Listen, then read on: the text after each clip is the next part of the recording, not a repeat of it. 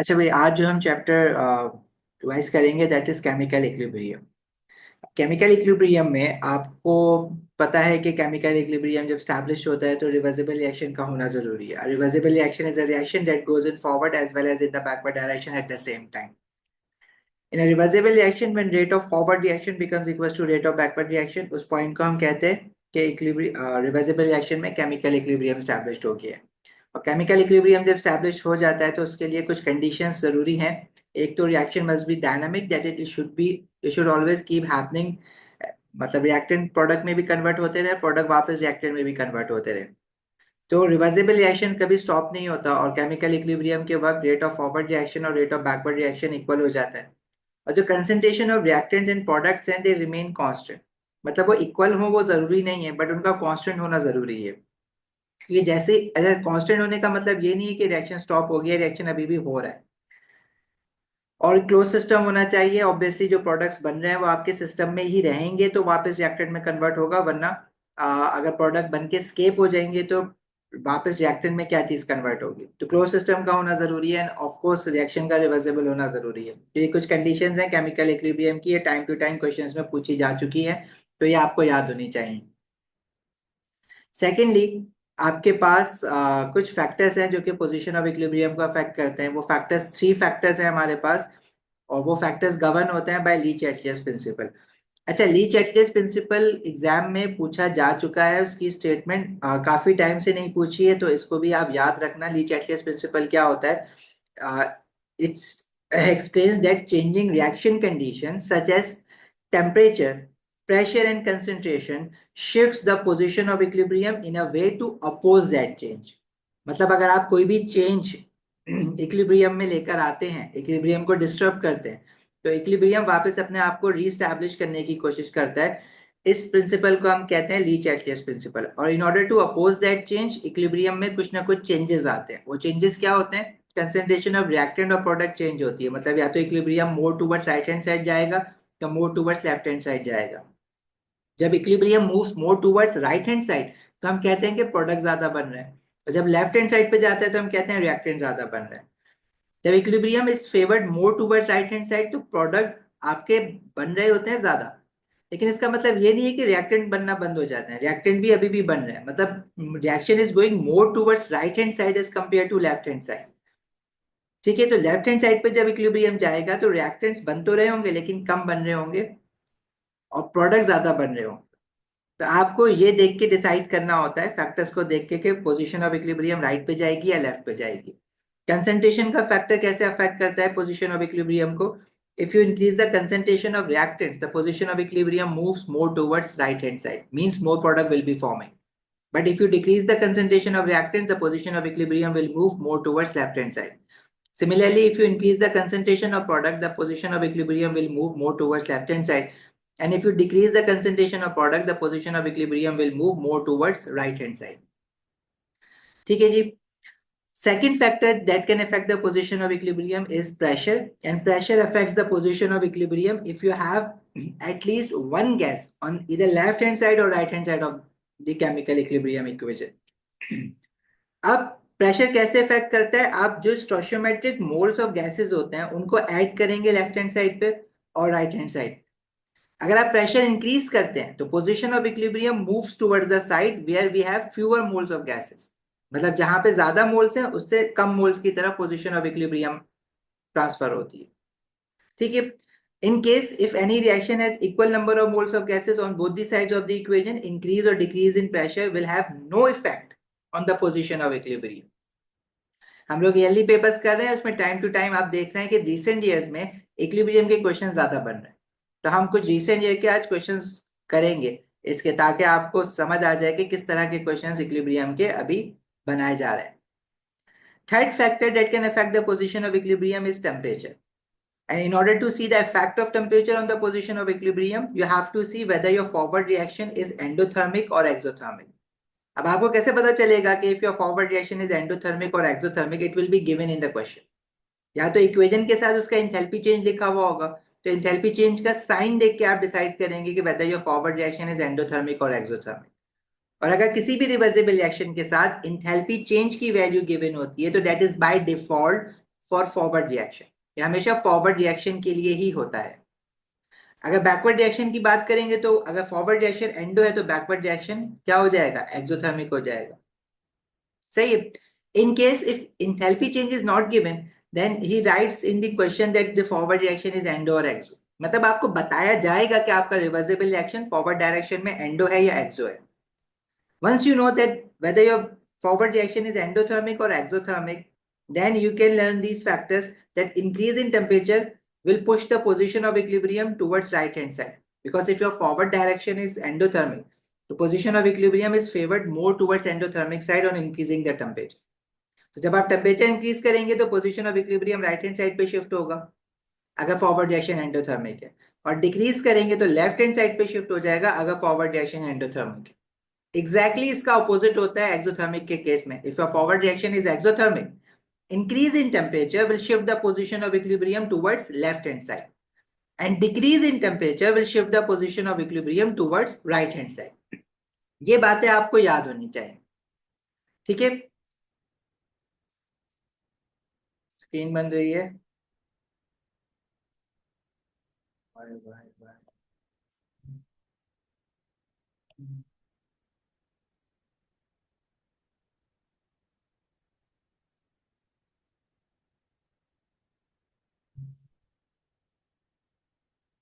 ठीक है भाई, क्लियर है यहां तक?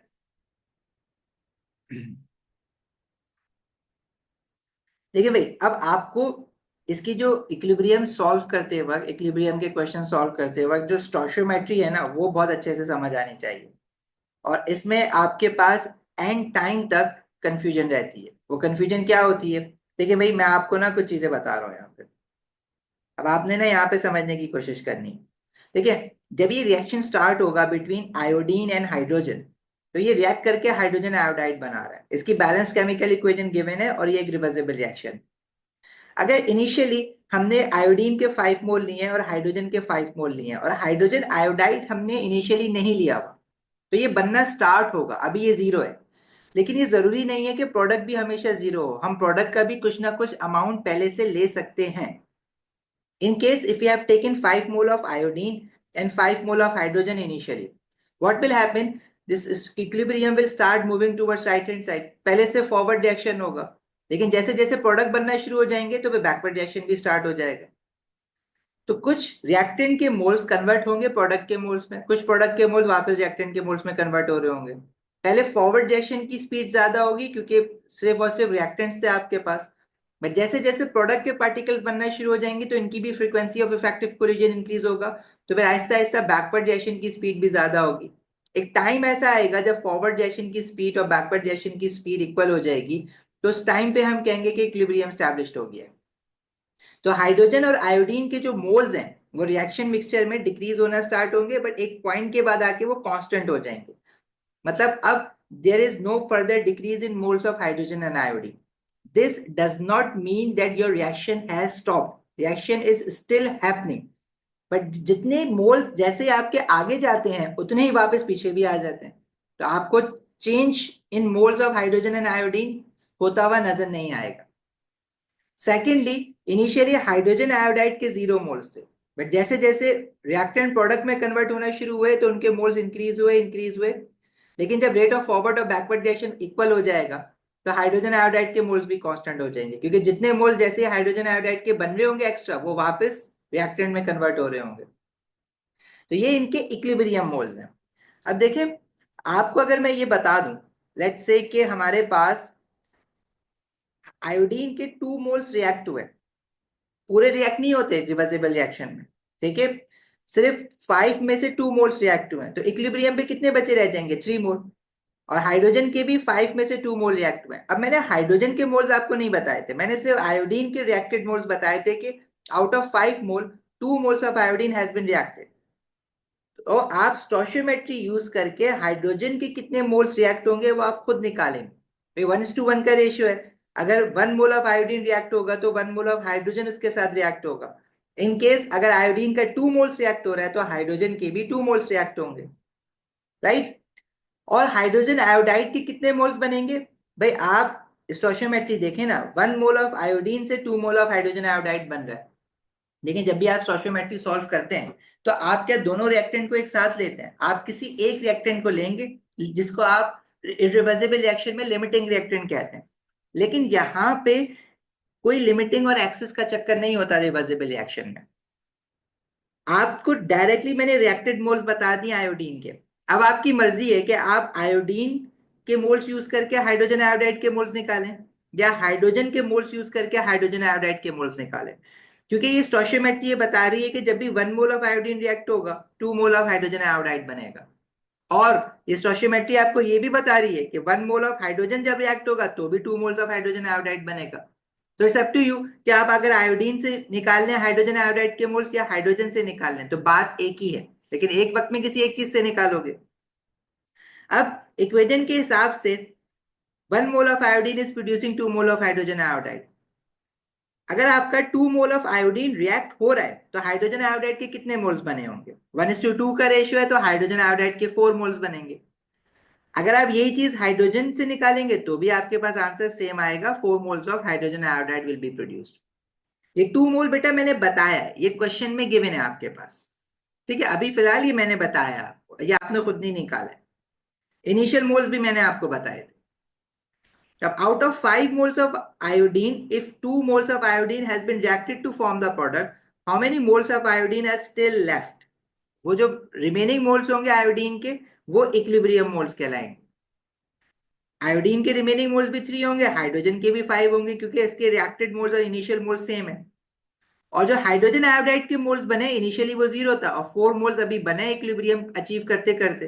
तो these moles are equilibrium moles of these reactants and product. तो इक्विलिब्रियम पे रिएक्टेंट के भी कुछ मोल रिमेनिंग है और प्रोडक्ट के भी कुछ मोल बन गए, राइट। अब ये वाली एग्जांपल देखें जरा। अब इसमें स्टोइचियोमेट्री जो है वो आपकी डिफरेंट है।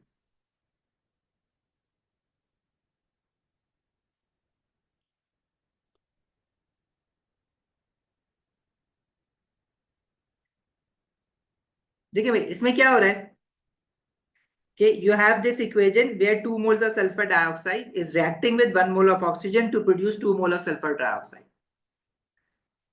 इनिशियली सल्फर डाइऑक्साइड के जो मोल्स गिवन है वो 5 मोल्स गिवन है, ऑक्सीजन के 4 मोल्स गिवन है, and there is no mole of sulphur trioxide. ठीक है, सल्फर ट्राइऑक्साइड इनिशियली कुछ भी अमाउंट गिवन नहीं है। अब आपको मैं ये बता रहा हूं कि जब इक्विलिब्रियम स्टैब्लिश्ड हो गया है ना, before achieving equilibrium the moles of sulphur dioxide that has been reacted is 3 mole. मतलब 5 में से 3 मोल रिएक्ट हो गए, उसके बाद इक्विलिब्रियम स्टैब्लिश्ड हुआ। अब जरूरी नहीं है कि 5 में से हमेशा 3 मोल ही रिएक्ट हो, अब ये क्वेश्चन में बताया जाएगा आपको। But in this particular example हम ये कह रहे हैं कि 5 में से 3 मोल रिएक्ट हो गए, ये गिवन होगा क्वेश्चन में। 5 में से अगर 3 मोल्स रिएक्ट हो गए तो ऑक्सीजन के कितने रिएक्ट होंगे? अब आपने स्टोइचियोमेट्री देखनी है। अब इक्वेशन आपको ये बता रही है कि 2 मोल्स ऑफ सल्फर डाइऑक्साइड जब भी रिएक्ट होगा तो वो रिएक्ट होगा 1 मोल ऑफ ऑक्सीजन के साथ। 2 mole of sulphur dioxide will always react with 1 mole of oxygen. अभी आपके पास 3 moles of sulphur dioxide react हुआ है तो ऑक्सीजन के कितने मोल्स रिएक्ट हुए होंगे? ये एक्स की वैल्यू आ जाएगी 1.5। मतलब अगर 3 moles of sulphur dioxide react हो रहा है तो ऑक्सीजन का उसका हाफ रिएक्ट होगा, क्योंकि 2:1 का रेशियो है। तो ऑक्सीजन के जो मोल्स रिएक्ट हो जाएंगे वो 1.5 मोल्स रिएक्ट हो जाएंगे। अच्छा, ऑक्सीजन के इनिशियल मोल्स जो थे इस बार वो मैंने 4 मोल दिए हुए, सल्फर डाइऑक्साइड के 5 मोल थे, तो जरूरी नहीं है कि इनिशियल मोल दोनों रिएक्टेंट के सेम। वह आपके क्वेश्चन की डिपेंड करता है कि क्वेश्चन में इनिशियल मोल्स कितने दिए हुए। अच्छा, अब आपने निकालना है सल्फर ट्राइऑक्साइड के वो मोल जो कि प्रोड्यूस हो। अब आप कौन से रिएक्टेंट से सल्फर ट्राइऑक्साइड के मोल्स निकालेंगे? बेटा इसमें लिमिटिंग और एक्सेस का चक्कर तो होता नहीं है। तो आपने रिएक्टेड मोल्स से, दोनों रिएक्टेंट के रिएक्टेड मोल्स आपको गिवन है, सल्फर डाइऑक्साइड के 3 मोल्स रिएक्ट हुआ है, ऑक्सीजन का 1.5 मोल रिएक्ट हुआ है। तो आपकी मर्जी है, आप सल्फर डाइऑक्साइड के रिएक्टेड मोल से सल्फर ट्राइऑक्साइड के प्रोड्यूस मोल्स निकाल लें, या फिर आप ऑक्सीजन के रिएक्टेड मोल से सल्फर ट्राइऑक्साइड के मोल्स प्रोड्यूस निकाल लें। दोनों से आंसर सेम ही आएगा। स्टोइचियोमेट्री सल्फर डाइऑक्साइड और सल्फर ट्राइऑक्साइड के बीच में क्या है? 2:2। मतलब अगर 2 mole of sulphur dioxide react होगा तो 2 मोल ऑफ सल्फर ट्राइऑक्साइड बनेगा। अगर 3 mole of sulphur dioxide react होगा तो सल्फर ट्राइऑक्साइड का 3 मोल बनेगा। ऐसा ही है, 2:2 की है ना स्टोइचियोमेट्री। तो 3 मोल से 3 मोल बनेगा। लेकिन अगर आप कह रहे हैं कि नहीं, मैं ऑक्सीजन के रिएक्टेड मोल से सल्फर डाइऑक्साइड के मोल्स निकालना चाह रहा हूं, तो भी आंसर सेम आना चाहिए। तो इक्वेशन के हिसाब से 1 mole of sulphur dioxide is 1 mole of oxygen is producing 2 moles of sulphur dioxide. 1 mole of oxygen से सल्फर डाइऑक्साइड का 2 मोल्स प्रोड्यूस हो रहा है। अभी रिएक्टेड मोल्स ऑक्सीजन का 1.5 मोल है, तो 1.5 मोल ऑफ ऑक्सीजन से सल्फर डाइऑक्साइड के कितने मोल्स प्रोड्यूस होंगे? तब आप इसको क्रॉस मल्टीप्लाई करेंगे तो इससे भी आंसर 3 आएगा। तो आपकी मर्जी होती है कि आप कौन से रिएक्टेंट से प्रोडक्ट निकाल रहे हैं। मोस्ट कॉमन मिस्टेक इसमें जो आप लोग कर रहे हैं वो क्या कर रहे हैं कि आप इनिशियल मोल से प्रोडक्ट का मोल्स प्रोड्यूस निकाल लेते हैं। भाई अगर ऑक्सीजन का 4 मोल गिवन है तो 4 का 4 थोड़ी ना रिएक्ट हो रहा है। ये इरिवर्सिबल रिएक्शन नहीं है, इसमें सारा का सारा रिएक्टेंट रिएक्ट नहीं करता, क्योंकि जब रिएक्टेंट प्रोडक्ट में कन्वर्ट होना शुरू होता है तो प्रोडक्ट वापस रिएक्टेंट में भी कन्वर्ट होना शुरू हो जाते हैं, तो रिएक्टेंट कभी भी जीरो नहीं होता है, राइट। तो इक्विलिब्रियम पे आपके पास जो रिमेनिंग मोल्स बचेंगे वो कितने बचेंगे, वो फिर आप निकालेंगे यहां से। लेकिन ये बात समझ आ गई कि अगर आप 4 मोल से सल्फर ट्राइऑक्साइड मोल निकालेंगे कितने प्रोड्यूस हो रहे हैं, तो वो गलत हो जाएगा। आपने इनिशियल मोल्स ऑफ रिएक्टेंट से अमाउंट ऑफ प्रोडक्ट फॉर्म नहीं निकालना, आपने रिएक्टेड मोल से निकालना। अब जब ये रिएक्शन कंप्लीट हो गया, इक्विलिब्रियम पे आ गया, सॉरी कंप्लीट नहीं होता कभी भी, ये इक्विलिब्रियम पे आ गया, तो उस वक्त तक सल्फर डाइऑक्साइड के 3 मोल्स रिएक्ट हुए हुए, आउट ऑफ 5 3 मोल्स रिएक्ट हो चुके हैं, तो कितने रिमेनिंग रह जाएंगे इक्विलिब्रियम पे? वो 5 - 3 करके आप निकाल लोगे, that is 2 mole. Similarly oxygen के out of 4 mole 1.5 mole react हो गए, तो remaining moles of oxygen at equilibrium कितने हो जाएंगे? 2.5 मोल। एंड सल्फर ट्राइऑक्साइड के इनिशियली 0 मोल थे। Once your equilibrium established, sulphur trioxide के 3 मोल्स प्रोड्यूस्ड हुए, तो इक्विलिब्रियम पे मोल्स कितने हो जाएंगे? इनिशियली 0 थे और 3 प्रोड्यूस्ड हो गए, तो total 3 moles at equilibrium, right. तो ये स्टोइचियोमेट्री आप कॉमन एनालिसिस में क्या कर रहे हैं? इनिशियल मोल से अमाउंट ऑफ प्रोडक्ट निकाल रहे हैं, एक सबसे बड़ी मिस्टेक ये कर रहे हैं। फिर कुछ लोग कह रहे हैं कि सर सल्फर डाइऑक्साइड से अगर हम मोल निकालें तो 3 मोल्स प्रोड्यूस हो रहे हैं, फिर ऑक्सीजन से भी हम अलग से मोल निकालेंगे 3 मोल, तो टोटल 6 मोल्स हो गए ना सल्फर डाइऑक्साइड के। नहीं भाई, आप किसी एक रिएक्टेंट से निकालेंगे। ठीक है, आई होप ये स्टोइचियोमेट्री वाली बात सबको समझ आती है। अगर अभी भी प्रॉब्लम है तो आप पूछ सकते हैं, या फिर मैं आगे बढ़ूं? चलो। अच्छा, अब जब ये इक्विलिब्रियम मोल्स आपके पास आ जाते हैं तो सेकंड थिंग जो आपको करनी होती है ना, देखिए भाई, अब आपको ये पता है कि जब एक बार इक्विलिब्रियम स्टैब्लिश्ड हो गया है, तो ये जो मोल्स आपके पास इक्विलिब्रियम मोल्स आ रहे हैं ये चेंज नहीं होंगे, ये सेम रहेंगे। लेकिन इसका मतलब ये नहीं कि रिएक्शन स्टॉप हो गया, रिएक्शन अभी भी चल रहा है। बट इन केस अगर आप इस इक्विलिब्रियम में आके कोई डिस्टर्बेंस क्रिएट करते हैं, डिस्टर्बेंस क्रिएट करने का क्या मतलब है कि अगर आप, ये रिएक्शन फॉरवर्ड डायरेक्शन में एक्सोथर्मिक है, अगर आप टेम्परेचर इंक्रीज करेंगे, टेम्परेचर इंक्रीज करने से पोजीशन ऑफ इक्विलिब्रियम अफेक्ट हो जाएगी। किस तरह से अफेक्ट होगी? ये जो मोल्स आपके बने अब ये चेंज हो जाएंगे। टेम्परेचर इंक्रीज करने से position of equilibrium in this particular reaction will shift more towards left hand side, और जब आप लेफ्ट हैंड साइड पे जाएंगे तो जो आपके इक्विलिब्रियम मोल्स से सल्फर ट्राइऑक्साइड के 3 मोल्स, उसमें से कुछ अमाउंट ज्यादा रिएक्टेंट साइड पे जाना शुरू कर देगा, तो वो 3 से कम होके कोई वैल्यू हो जाएगी। इसी तरह जो रिएक्टेंट के मोल्स हैं इक्विलिब्रियम पे वो थोड़ा बढ़ जाएंगे। प्रोडक्ट 4.5 क्यों नहीं था? अगर आप सल्फर डाइऑक्साइड से निकाल रहे हैं तो कितने आ रहे हैं भाई? 2:2 का रेशियो है सल्फर डाइऑक्साइड और सल्फर ट्राइऑक्साइड में, अगर 3 मोल रिएक्ट होंगे तो 3 बनेंगे ना। अगर आप ऑक्सीजन से निकाल रहे हैं तो ऑक्सीजन के 1 मोल से सल्फर डाइऑक्साइड के 2 मोल बन रहे हैं, 1 से 2 बन रहे हैं, तो 1.5 रिएक्ट होगा तो कितना बनेगा? 2 × 1.5 इज 3, 4.5 तो नहीं आएगा आयशा?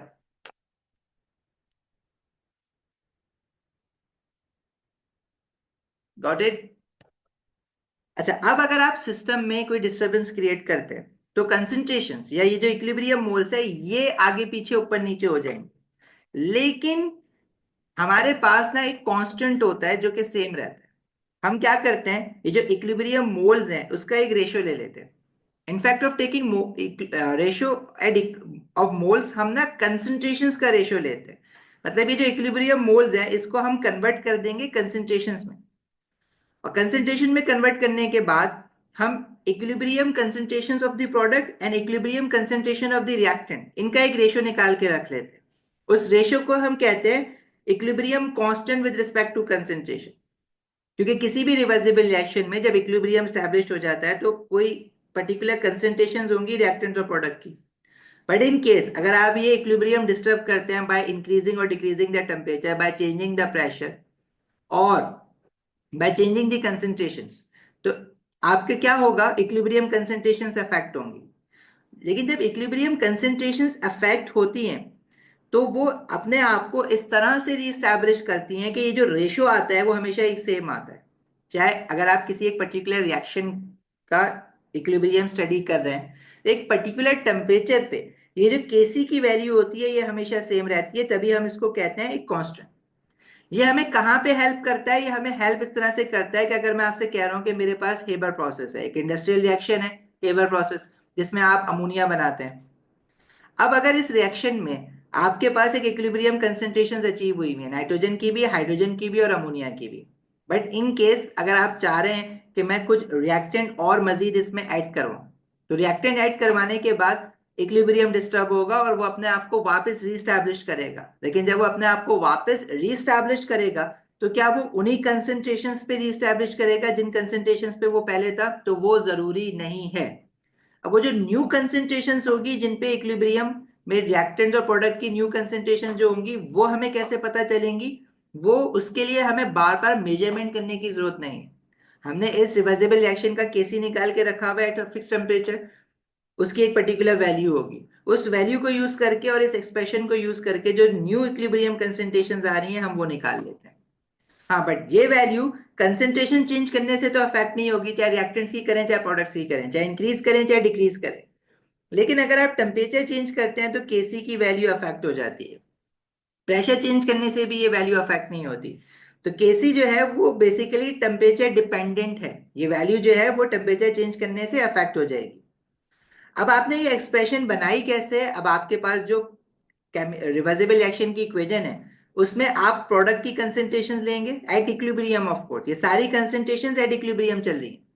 प्रोडक्ट की कंसेंट्रेशन आपने कैसे ली है? प्रोडक्ट है अमोनिया, और कंसेंट्रेशंस के लिए आप लेफ्ट और राइट पे स्क्वायर ब्रैकेट्स लगाते हैं। मतलब अगर किसी फॉर्मूला के साथ स्क्वायर ब्रैकेट्स लगे हुए हैं and that formula is enclose within square brackets, तो this read out as concentration of ammonia. तो concentration of ammonia raise to the power to the stoichiometric moles. Stoichiometric moles मतलब जो equation में moles लिखे हुए हैं वो उस कंसेंट्रेशन की पावर कर देंगे। न्यूमरेटर में प्रोडक्ट आएंगे, डिनोमिनेटर में सारे रिएक्टेंट्स आएंगे। रिएक्टेंट की कंसेंट्रेशन में नाइट्रोजन की concentration raise to the power 1, because stoichiometric moles nitrogen के इक्वेशन में 1 है। एंड हाइड्रोजन की concentration raise to the power 3, क्योंकि स्टोइचियोमेट्रिक मोल्स हाइड्रोजन के 3 है। इनको आपस में मल्टीप्लाई कर लेंगे। इस तरह इस पर्टिकुलर एक्सप्रेशन के, इस इक्वेशन के लिए जो एक्सप्रेशन बनेगी वो ये बनी। अब अगर कोई और केमिकल रिएक्शन है तो उसके लिए एक्सप्रेशन डिफरेंट बनेगी। इसी तरह सारी एक्सप्रेशन के लिए अपने केसी के अलग अलग यूनिट्स भी निकलेंगे। अब यूनिट्स कैसे निकालेंगे भाई? ये सारी कंसेंट्रेशंस आप यूज कर रहे हैं तो आप सिंप्लीफाई कर लें कंसेंट्रेशंस के यूनिट को। ऊपर आएगा मोल पर डीएम क्यूब, अमोनिया की कंसेंट्रेशन के साथ यूनिट, उस पर पावर स्क्वायर। डिनोमिनेटर में आएगा मोल पर डीएम क्यूब, नाइट्रोजन की कंसेंट्रेशन का यूनिट, और हाइड्रोजन की कंसेंट्रेशन का यूनिट, उस पर पावर क्यूब। जब आप इसको सिंप्लीफाई करेंगे तो जो कंसेंट्रेशन का ओवरऑल यूनिट बन रहा है वो ये बन रहा है, जो है मोल माइनस 2 डीएम पावर 6। ये काम भी साथ साथ आप कर रहे होंगे। ठीक है भाई, आगे बढ़ें जरा। ऐसा भी हो सकता है कि कुछ एक्सप्रेशन का कोई यूनिट ही ना बने। एक और हमारे पास इक्विलिब्रियम कांस्टेंट है जिसको हम कहते हैं KP, and KP is the equilibrium constant with respect to pressure. Pressure हमारे पास लिक्विड्स का तो होता नहीं है। अगर हम केसी भी निकालते हैं ना तो केसी भी जो है वो हमारे पास एक्वस सॉल्यूशंस के लिए होता है। मतलब केसी जो है आपके पास उन्हीं चीजों के लिए होगा जिनकी कंसेंट्रेशन होती हैं। और कंसेंट्रेशन किसकी होती है? कंसेंट्रेशन या तो लिक्विड की होगी, या किसी एक्वस सॉल्यूशन की होगी, या किसी गैस की जो सॉल्यूशन में वाटर में डिसॉल्व है। कंसेंट्रेशन इनसॉल्युबल सॉलिड्स की नहीं हो सकती क्योंकि वो डिसॉल्व ही नहीं हो रहे ना। कंसेंट्रेशन तो आती ही तब है जब कोई चीज डिसॉल्व होती है। तो केसी की एक्सप्रेशन में आप सॉलिड्स को नहीं लिखते हैं, उसकी जगह पे आप ऐसे 1 लिख देते हैं। इसी तरह केपी की जो आप एक्सप्रेशन बनाते हैं वो पार्शियल प्रेशर से बनाते हैं। और पार्शियल प्रेशर क्या होते हैं भाई, अगर आपके पास मैं कह रहा हूं कि एक कंटेनर में रिवर्सिबल रिएक्शन हो रहा है, जैसे हेबर प्रोसेस को ही देख लेते हैं, नाइट्रोजन हाइड्रोजन रिएक्ट करके अमोनिया बना रहा है। तो इनकी इक्विलिब्रियम अचीव होने के बाद जो नाइट्रोजन के मोल्स होंगे और हाइड्रोजन के मोल्स होंगे और अमोनिया के मोल्स होंगे, ये सारे गैसेस के मोल्स मिलके इस कंटेनर का ओवरऑल या टोटल प्रेशर बनाएंगे। अब इनमें से जिस गैस के इक्विलिब्रियम मोल ज्यादा होंगे वो ज्यादा प्रेशर एक्सर्ट करेगा, क्योंकि pressure of a gas is dependent upon the number of moles. More the number of moles greater would be the pressure of a gas. तो जो टोटल प्रेशर होगा कंटेनर के अंदर वो इन सारी गैसेस से मिलके बन रहा होगा। तो प्रेशर प्रेशर ऑफ नाइट्रोजन अलग हो सकता है, क्योंकि अगर इसके मोल्स अलग है तो उसका प्रेशर अलग होगा। प्रेशर ऑफ हाइड्रोजन अलग हो सकता है। अब टाइप ऑफ गैस पे डिपेंड नहीं करता, नंबर ऑफ पार्टिकल्स पे डिपेंड करता है। और जब हम माइक्रोस्कोपिक लेवल पे जाके बात करते हैं इन पार्टिकल्स की, क्योंकि इनके मॉलिक्यूल्स बहुत छोटे होते हैं, तो हम कहते हैं कि भाई ये सारे molecules are considered to be of the same size. जब हम इनके प्रेशर की बात कर रहे होते हैं, हमने स्टेट्स ऑफ मैटर में देखा था आइडियल गैस इक्वेशन में। तो जो सिर्फ और सिर्फ इनको डिफरेंशिएट कर सकती है on the basis of pressure, वो इनके नंबर ऑफ मॉलिक्यूल्स या नंबर ऑफ मोल्स डिफरेंशिएट कर सकते हैं। जिस गैस के मोल ज्यादा उसका प्रेशर ज्यादा। इसी तरह जब इन तीनों गैसेस के हम इंडिविजुअल प्रेशर्स को ऐड करेंगे तो total pressure of gas in a container बन जाएगा। ये जो इनके इंडिविजुअल प्रेशर्स हैं इनको हम नाम देते हैं partial pressures. This individual pressures are known as partial pressures. और ये पार्शियल प्रेशर निकालने के लिए आपको इनके मोल फ्रैक्शन निकालने होते हैं। मोल फ्रैक्शन क्या होते हैं, लेट्स से अगर मैं आपसे कहता हूं कि किसी एक कंटेनर में हमारे पास जो नाइट्रोजन गैस के टोटल मोल्स हैं इक्विलिब्रियम पे वो 5 मोल है, हाइड्रोजन के 2 मोल है और अमोनिया के 3 मोल्स है। तो total moles of all the gases कितने बन जाएंगे, 10 मोल्स। उसमें से नाइट्रोजन के कितने मोल्स हैं, सिर्फ 5 मोल्स हैं। तो 5 डिवाइडेड बाय टोटल मोल्स 10, तो ये नाइट्रोजन का मोल फ्रैक्शन बन जाए। इसी तरह हाइड्रोजन का मोल फ्रैक्शन 10 डिवाइडेड बाय 2 और अमोनिया का mole fraction 3 divided by 10, sorry 2 divided by 10। मतलब ये एक तरह से फ्रैक्शन या परसेंटेज ऑफ हाइड्रोजन या परसेंटेज ऑफ नाइट्रोजन या परसेंटेज ऑफ अमोनिया बता रहा है इन दिस कंटेनर। अब अगर आपको सिर्फ partial pressure of nitrogen gas निकालना है तो आप इस कंटेनर के टोटल प्रेशर से इस मोल फ्रैक्शन को मल्टीप्लाई कर देंगे तो partial pressure of nitrogen gas आ जाएगा। इसी तरह partial pressure of hydrogen gas और partial pressure of ammonia gas. हम ये पार्शियल प्रेशर इसलिए निकालते हैं कि जस्ट लाइक केसी, जब हम केपी की एक्सप्रेशन बनाते हैं तो उसमें हम कंसंट्रेशन नहीं रखते, हम उसमें पार्शियल प्रेशर्स रखते हैं। बिल्कुल आप एक्सप्रेशन वैसे ही बनाएंगे जैसे आपने केसी की बनाई है। केसी में आप कंसंट्रेशन ऑफ अमोनिया रख रहे थे, आप यहाँ पे इक्विलिब्रियम पे पार्शियल प्रेशर ऑफ अमोनिया रखेंगे, raise to the power to its stoichiometric moles जो कि 2 है। इसी तरह रिएक्टेंट्स में आपके पास पार्शियल प्रेशर ऑफ नाइट्रोजन आएगा into partial pressure of hydrogen आएगा और उस पर पावर क्या हो जाएगी, क्यूब हो जाएगी। This will give you the expression for KP. और केपी के यूनिट्स निकालने के लिए आप जैसे कंसंट्रेशन में कंसंट्रेशन का यूनिट रख रहे थे, आप यहाँ पे प्रेशर का यूनिट रख दें। प्रेशर का यूनिट अगर पैस्कल्स गिवन है तो आप पैस्कल्स रख देंगे। अगर प्रेशर का यूनिट आपका एटमॉस्फेयर में गिवन है तो आप एटमॉस्फेयर रख के निकाल लें। इट्स अप टू यू, बस आपको उसको सिंप्लीफाई करना।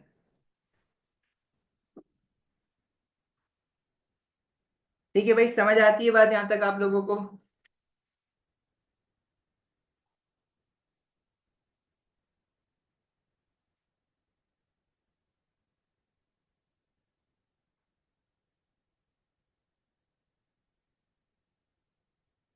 देखो पहले जो है मैं आपको इस टॉपिक से जो जितना पर पढ़ा है ना उसके कुछ क्वेश्चंस करते हैं।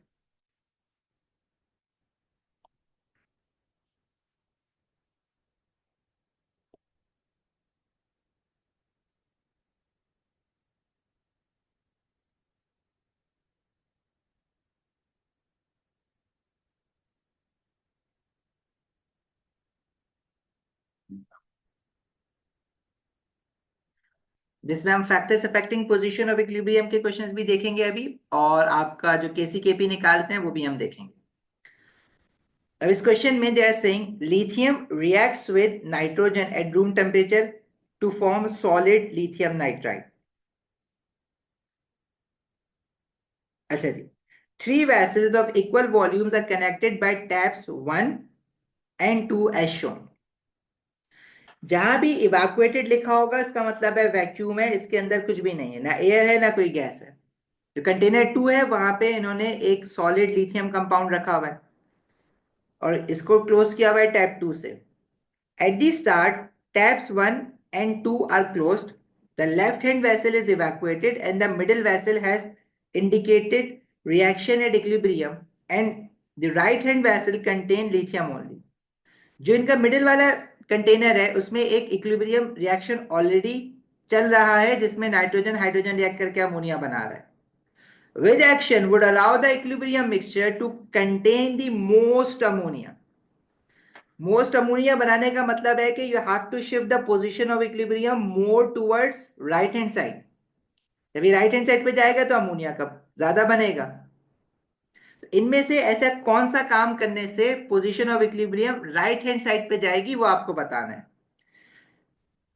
ऑप्शन ए कह रहा है keep both taps 1 and 2 closed. अच्छा भाई, अगर आप कुछ भी ना करें तो क्या position of equilibrium will move more towards right hand side? ठीक है। हम्म। अच्छा चलो इसको होल्ड करते हैं। देखो इससे तो मैं ये कह सकता हूं कि हमारे पास इससे तो पोजीशन ऑफ इक्विलिब्रियम अफेक्ट ही नहीं होगी ना। अगर आप ना तो टैप 1 ओपन कर रहे हैं ना टैप 2 ओपन कर रहे हैं तो जैसा है वैसा ही रहेगा। ठीक है। अच्छा ऑप्शन बी देखते हैं पहले, फिर देखते हैं option A. Open both taps 1 and 2। अगर आप दोनों टैप ओपन कर देंगे तो क्या होगा? देखो भाई, अगर आप दोनों टैप ओपन कर देते हैं तो कुछ गैस लेफ्ट वाले कंटेनर में आ जाएगी, नाइट्रोजन भी आ जाएगी, हाइड्रोजन भी आ जाएगी, अमोनिया भी आ जाएगी, राइट। और टैप 2 भी ओपन करते हैं तो कुछ गैस नाइट्रोजन हाइड्रोजन और अमोनिया ये भी यहाँ पे आ जाएगी। इसका मतलब ये नहीं है कि रिएक्शन नहीं होगा, रिएक्शन अभी भी चलेगा, लेकिन ये गैस जो है वो स्प्रेड आउट हो जाएगी 3 कंटेनर्स में। और जब गैस स्प्रेड आउट होगी इन ऑल दी 3 कंटेनर्स तो वॉल्यूम इंक्रीज होगा, और जब वॉल्यूम इंक्रीज होगा तो प्रेशर डिक्रीज होगा। अब अगर प्रेशर डिक्रीज होगा तो क्या position of equilibrium right side पे जाएगी या लेफ्ट साइड पे जाएगी? वो चेक करने के लिए आपको ये देखना होगा कि इनके moles of gases left side पे ज्यादा हैं या राइट साइड पे ज्यादा हैं। लेफ्ट हैंड साइड पे भी है 1 mole of nitrogen and 3 mole of hydrogen, तो total moles of gases left hand side पे हैं 4 मोल। राइट हैंड साइड पे जो टोटल मोल्स ऑफ गैसेस हैं वो है 2 मोल। तो if you increase the pressure, the position of equilibrium will shift more towards right hand side. अगर आप प्रेशर इंक्रीज करते तो पोजीशन ऑफ इक्विलिब्रियम शिफ्ट होती है toward the side where you have fewer moles of gases. लेकिन यहाँ पे pressure increase नहीं हुआ, प्रेशर क्या हो गया? डिक्रीज हो गया, क्योंकि आपने वॉल्यूम इंक्रीज कर दिया। वॉल्यूम इंक्रीज करते हैं तो प्रेशर डिक्रीज होता है। अब प्रेशर अगर डिक्रीज हुआ है तो position of equilibrium will shift more towards left hand side. पे इंक्रीज करने से राइट पे जा रहा था तो डिक्रीज करने से उल्टा हो जाएगा, लेफ्ट पे जाएगा। इंक्रीज करने से राइट पे क्यों जा रहा था? क्योंकि राइट पे मोल्स ऑफ गैसेस कम है, तो डिक्रीज करने से उस तरफ जाएगा जहां पे मोल्स ऑफ गैसेस ज्यादा होंगे। तो प्रेशर डिक्रीज करने से position of equilibrium will move more toward left hand side, और जब लेफ्ट हैंड साइड पे जाएगा तो अमोनिया डिक्रीज हो जाएगा, इंक्रीज तो नहीं होगा। तो वो मोस्ट अमोनिया तो नहीं बनाना, अमोनिया तो और कम हो गया। इट मीन्स कि हमारे पास ऑप्शन बी में as compare to option A ammonia जो है वो कम बन रहा होगा, ज्यादा नहीं बन रहा होगा। मोस्ट अमोनिया वाला सबसे ज्यादा अमोनिया किसमें बन रहा है? वो ये नहीं कह रहा कि राइट हैंड साइड पे शिफ्ट हो रहा है या नहीं हो रहा है, या अमोनिया जितना है उससे ज्यादा बन रहा है या नहीं बन रहा। लेकिन ऑप्शन बी को अगर मैं एक्शन करता हूं, ऑप्शन बी वाले, तो मेरे पास जो अमोनिया बनेगा वो ऑप्शन ए से भी कम बनेगा, क्योंकि ऑप्शन ए में तो मैं कुछ कर नहीं रहा था, जितना हो रहा था उतना बन रहा था। लेकिन अगर मैं वॉल्यूम बढ़ा दूंगा तो प्रेशर कम होगा, तो जो अमोनिया ऑप्शन ए में बन रही थी सारे टैब्स को क्लोज करके उससे कम बनेगी, तो वो मैं मोस्ट अमोनिया तो नहीं कह सकता ना उसको। इसलिए ऑप्शन बी इज इनकरेक्ट। समझ आती है बात? Option C says open tap 1 only. अगर आप टैप 1 को ओपन कर देते हैं और टैप 2 को क्लोज रखते हैं तो क्या होगा? टैप 1 को आप ओपन करेंगे तो गैस जो है वो निकल के लेफ्ट वाले कंटेनर में भी आएगी। Again volume will increase, pressure will decrease and the position of equilibrium will move more toward left hand side and ammonia will decrease. लेकिन इस अमोनिया में डिक्रीज आना क्या ऑप्शन बी वाले अमोनिया से डिक्रीज आने से कम होगा या ज्यादा होगा? वॉल्यूम कैसे इंक्रीज हो रहा है बेटा? जब आपने यहाँ पे टैप लगाया हुआ है तो आप इन गैसेस को स्प्रेड नहीं होने दे रहे ना। जब आप टैप ओपन करेंगे तो these gases will spread out in this container as well. कुछ गैस यहाँ पे होगी, कुछ गैस यहाँ पे होगी, तो अब ये गैस, सेम गैस दो कंटेनर का वॉल्यूम ऑक्यूपाई कर रही है ना। गैस तो रैंडमली मूव करते हैं, वो तो स्प्रेड आउट हो जाएंगे ना। Got my point? इस वजह से। अच्छा, ऑप्शन बी में जब आपने टैब 2 ओपन किया था ना, सिर्फ वहां पे एक चीज हमने मिस कर दी, हमें देखने की जरूरत ही नहीं पड़ी। वहां पे पता है एक चीज और हो रही होगी। जब यहाँ पे नाइट्रोजन और हाइड्रोजन और अमोनिया आएगा तो उसमें से जो नाइट्रोजन गैस है ना, देखिए lithium reacts with nitrogen at room temperature, heat wheat नहीं किया। इसमें से नाइट्रोजन को लिथियम के साथ भी रिएक्ट होना शुरू हो जाएगी, तो रिएक्टेंट की कंसेंट्रेशन भी डिक्रीज होना शुरू हो जाएगी। रिएक्टेंट की कंसेंट्रेशन डिक्रीज होने से position of equilibrium will even more toward left hand side. Volume बढ़ने से या प्रेशर डिक्रीज होने से तो लेफ्ट पे वो जा ही रहा था, नाइट्रोजन की कंसेंट्रेशन डिक्रीज होने से वो और ज्यादा लेफ्ट पे जा रहा हो। तो ऑल इन ऑल अमोनिया जो है वो कम ही बन रहा होगा ऑप्शन ए से इन ऑप्शन बी। सी में जब आपने टैप 1 ओपन किया है तो वॉल्यूम बढ़ा, वॉल्यूम बढ़ा तो प्रेशर कम हुआ, पोजीशन ऑफ इक्विलिब्रियम लेफ्ट पे गया, तो अमोनिया इसमें भी कम ही बनेगा। और ऑप्शन डी में ओपन टैप 2 ओनली, तो जब आप टैप 2 ओपन करेंगे तो दो बातें होंगी। वॉल्यूम बढ़ेगा, प्रेशर कम होगा, और नाइट्रोजन जो है वो रिएक्ट करेगी लिथियम के साथ, तो नाइट्रोजन की कंसेंट्रेशन भी कम होगी। ठीक है, वॉल्यूम बढ़ा, प्रेशर कम हुआ, नाइट्रोजन की कंसेंट्रेशन भी कम हुई, तो ये दोनों इफेक्ट आपको पोजीशन ऑफ इक्विलिब्रियम को लेफ्ट पे ज्यादा लेके जाएंगे, तो अमोनिया की कंसेंट्रेशन या अमोनिया का अमाउंट कम हो जाएगा। तो अमोनिया का अमाउंट ओरिजिनल एक्सपेरिमेंट से कंपैरिजन में बी में भी कम हो रहा है, सी में भी कम हो रहा है, डी में भी कम हो रहा है। ओरिजिनली क्या था, दोनों टैब क्लोज हो। जो अभी भी मोस्ट अमोनिया आपको ऑप्शन ए से ही मिल रही होगी जब आप किसी टैब को ओपन ना करें। क्लियर है भाई? आगे बढ़े।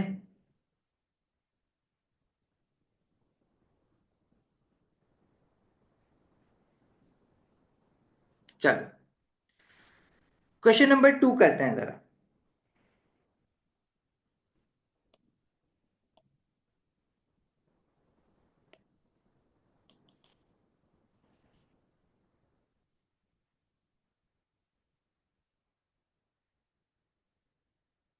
अच्छा जी, क्वेश्चन नंबर 2 में they are saying when 0.2 mole of hydrogen gas and 0.15 mole of iodine gas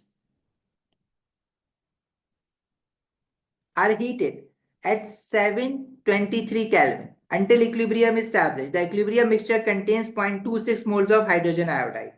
The equation for the reaction is as follows. What is the correct expression for the equilibrium constant Kc? अब अगर आप इस equation को देखें तो ये एक reversible reaction है, and eventually all the reversible reaction establishes the chemical equilibrium. Once the your chemical equilibrium established, इसमें आपके पास क्या होगा?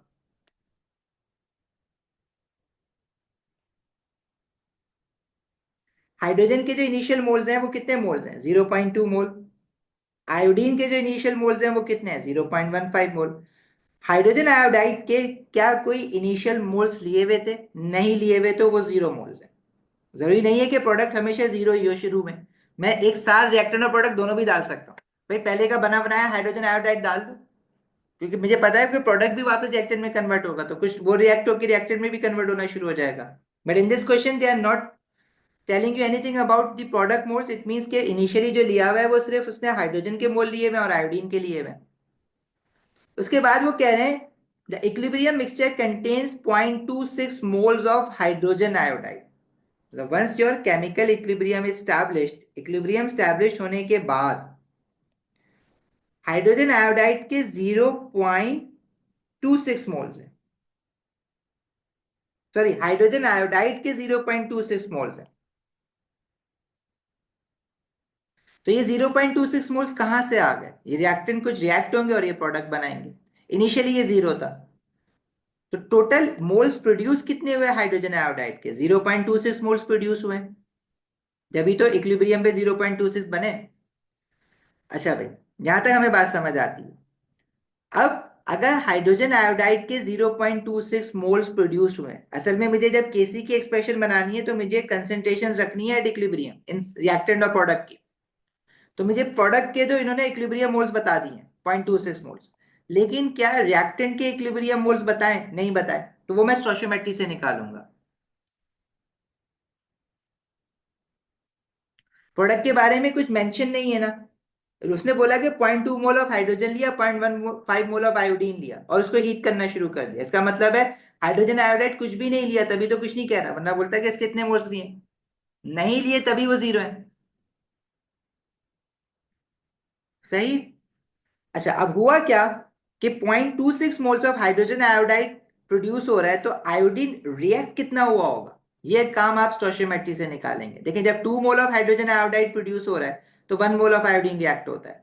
या इन अदर वर्ड्स मैं ये कह सकता हूँ कि 1 मोल ऑफ आयोडीन अगर रिएक्ट हो रहा है तो 2 mole of hydrogen iodide produce होता है। राइट। तो आपकी स्टोइचियोमेट्री क्या है? when 1 mole of iodine is reacting, you are getting 2 mole of hydrogen iodide. So if you are getting 0.26 moles of hydrogen iodide, तो कितना मोल ऑफ आयोडीन रिएक्ट हो रहा होगा ये आपको बताना है। तो वो हो जाएगा एक्स मोल। जब आप उसको क्रॉस मल्टीप्लाई करेंगे तो आपके पास वैल्यू आ जाएगी 0.26 डिवाइडेड बाय 2, जो कि आ रही है 0.13। मतलब आयोडीन के जो मोल्स रिएक्ट हुए हैं वो 0.13 मोल्स रिएक्ट हो गए आउट ऑफ 0.15 मोल्स। तो इक्विलिब्रियम पे कितने बचे रह जाएंगे इसके? 0.02 मोल्स। इसी तरह आप हाइड्रोजन के भी रिएक्टेड मोल्स निकालेंगे। किस तरह से? अगेन, आप चाहो तो हाइड्रोजन, आप चाहो तो आयोडीन और हाइड्रोजन की स्टोइचियोमेट्री यूज कर लो। अगर आयोडीन का 1 मोल रिएक्ट होगा तो हाइड्रोजन का भी 1 होगा। अगर आयोडीन का 0.13 मोल रिएक्ट हुआ है तो हाइड्रोजन का भी इतना ही रिएक्ट होगा ना, 0.13। आप कहते हैं कि नहीं, मैं प्रोडक्ट से ही निकालूंगा, जो प्रोडक्ट बना है तो उससे भी यही वैल्यू आएगी। 2 मोल ऑफ हाइड्रोजन आयोडाइड से 1 मोल ऑफ हाइड्रोजन प्रोड्यूस हो सकता है। या अगर मैं इसको ऐसे कह दूं, 1 मोल ऑफ हाइड्रोजन अगर रिएक्ट हुआ है तो 2 मोल ऑफ हाइड्रोजन आयोडाइड बना होगा। अगर 0.26 मोल्स ऑफ हाइड्रोजन आयोडाइड बना है तो हाइड्रोजन कितना रिएक्ट हुआ होगा? तो ये 1:2 का रेशियो है। तो 0.26 से अगर ये बना है तो ये कितना रिएक्ट हुआ होगा? तो 0.26 डिवाइड बाई 2, तो ये वैल्यू आ जाएगी 0.13। दोनों के केस में सेम ही आएगी, क्योंकि यहाँ पे 1:1 का रेशियो है। अब अगर हाइड्रोजन के 0.2 मोल में से 0.13 रिएक्ट हो गया तो हाइड्रोजन का इक्विलिब्रियम पे कितना बचा रह गया?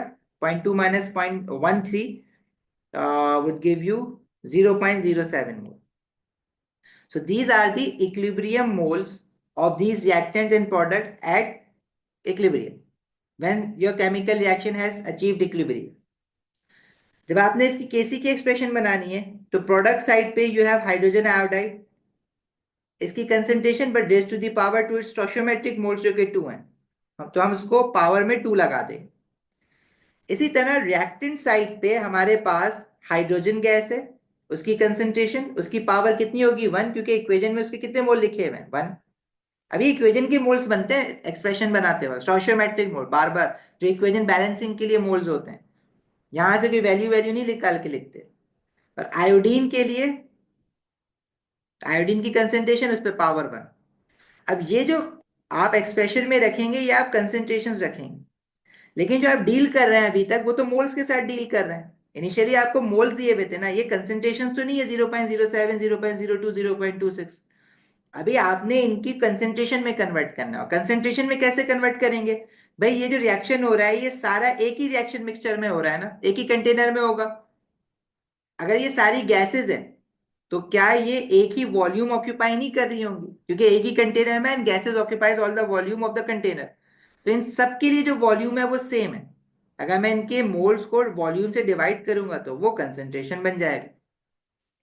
तो आपके पास जो इनकी कंसेंट्रेशन बन रही है वो ये बन रही है, हाइड्रोजन आयोडाइड की कंसेंट्रेशन बन रही है 0.26 divided by the volume of the mixture, इससे पावर आएगी स्क्वायर, डिवाइडेड बाय रिएक्टेंट में जो कंसेंट्रेशन है वो हाइड्रोजन की कंसेंट्रेशन 0.07 डिवाइडेड बाय वी, और आयोडीन की जो कंसेंट्रेशन है वो 0.02 डिवाइडेड बाय वी। इसको जब आप सिंप्लीफाई करेंगे तो आपके, बल्कि सिंप्लीफाई करना नहीं है, आपने यहां से एक्सप्रेशन आपको ऑलरेडी बना के दी है। v और v कैंसिल आउट हो जाएंगे, ऊपर v स्क्वायर बन के निकलेगा, यहां से भी यहां से भी, this will get cancelled out and you will get 0.26 का स्क्वायर डिवाइडेड बाय 0.07 इंटू 0.02। ये आपके पास जो आंसर बन रहा है वो ऑप्शन सी में बन रहा है। ठीक है भाई, समझ आती है बात?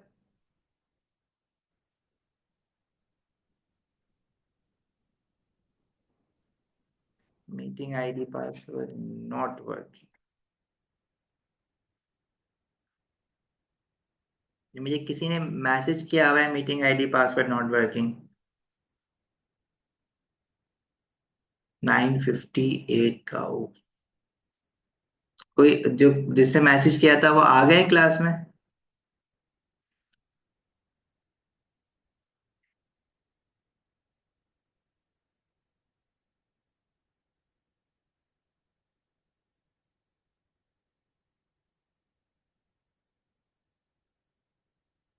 नहीं।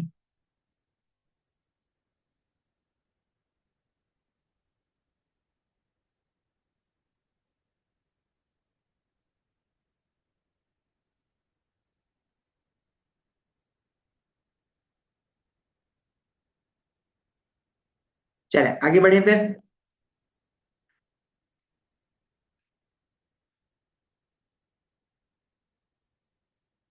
क्वेश्चन नंबर 4 देखो।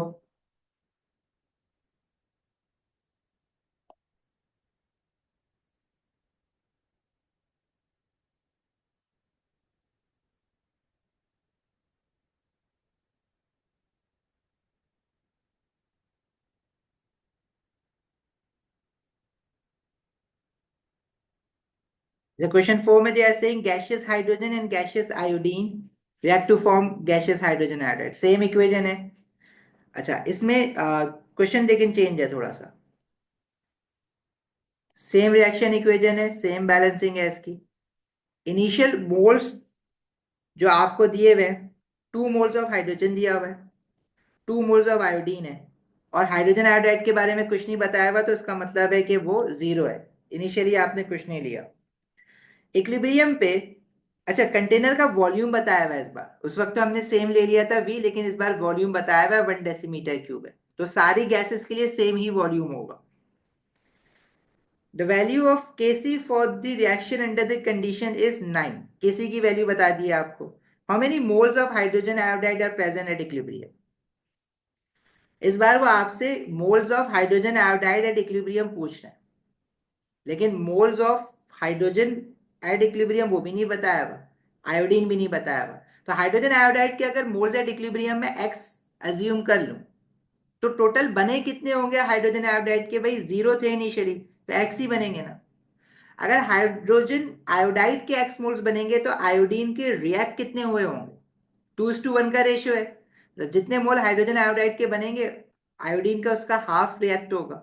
एक्स अगर बने हाइड्रोजन आयोडाइड के, तो आयोडीन के कितने रिएक्ट हुए होंगे? x/2। सिमिलरली हाइड्रोजन के भी कितने रिएक्ट हुए होंगे? x/2। तो इनके इक्विलिब्रियम मोल्स कितने होंगे? जब इक्विलिब्रियम स्टैब्लिश्ड हो गया होगा तो 2 में से x/2 रिएक्ट हो गया, तो हाइड्रोजन का बचा 2 माइनस x/2, आयोडीन का भी बचा 2 माइनस x/2, और हाइड्रोजन आयोडाइड का हमने अज्यूम किया था x, उसके हिसाब से तो स्टोइचियोमेट्री निकाली थी। तो ये है हमारे पास moles of these reactant and product at equilibrium. अगर मैं इसको कंसेंट्रेशन में कन्वर्ट करूंगा तो मोल इन सबका वॉल्यूम जो है वो 1 dm³ है, तो 1 से डिवाइड कर देंगे तो कोई फर्क तो नहीं पड़ेगा आंसर पे, तो ये कंसेंट्रेशन बन जाएंगी जो कि सेम ही चीज होगी। इसकी अगर मैं केसी की एक्सप्रेशन निकालता हूं, तो केसी की एक्सप्रेशन में प्रोडक्ट हाइड्रोजन आयोडाइड है, power square hydrogen and iodine. KC की वैल्यू गिवन है 9। हाइड्रोजन आयोडाइड की जो कंसेंट्रेशन है वो बेसिकली मोल्स ओवर वॉल्यूम है, मतलब हाइड्रोजन आयोडाइड के मोल्स भी एक्स हैं, कंसेंट्रेशन भी एक्स है।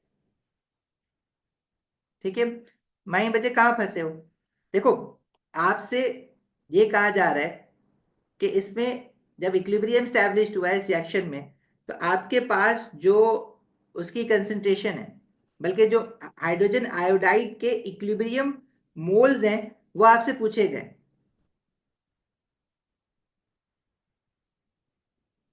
तो इक्विलिब्रियम मोल्स आप इसके कैसे निकालेंगे?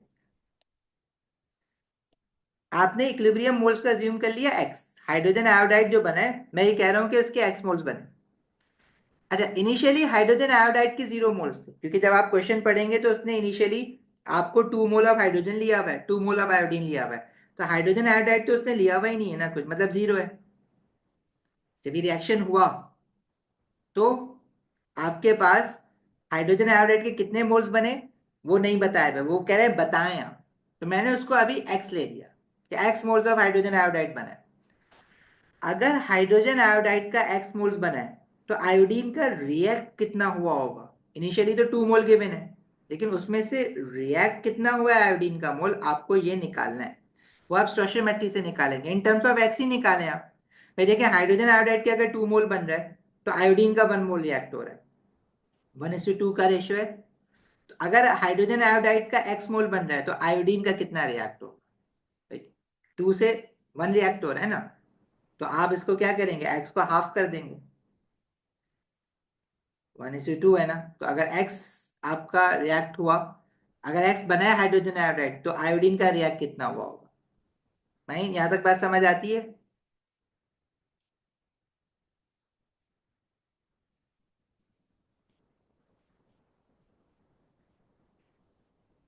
अच्छा जी, अगर आयोडीन का x/2 रिएक्ट हुआ है, ये माइनस मैंने इसलिए लगाया यहाँ पे क्योंकि मुझे बाद में इसको माइनस करना है, क्योंकि रिएक्ट हो गया ना, 2 में से इतना रिएक्ट हो जाएगा।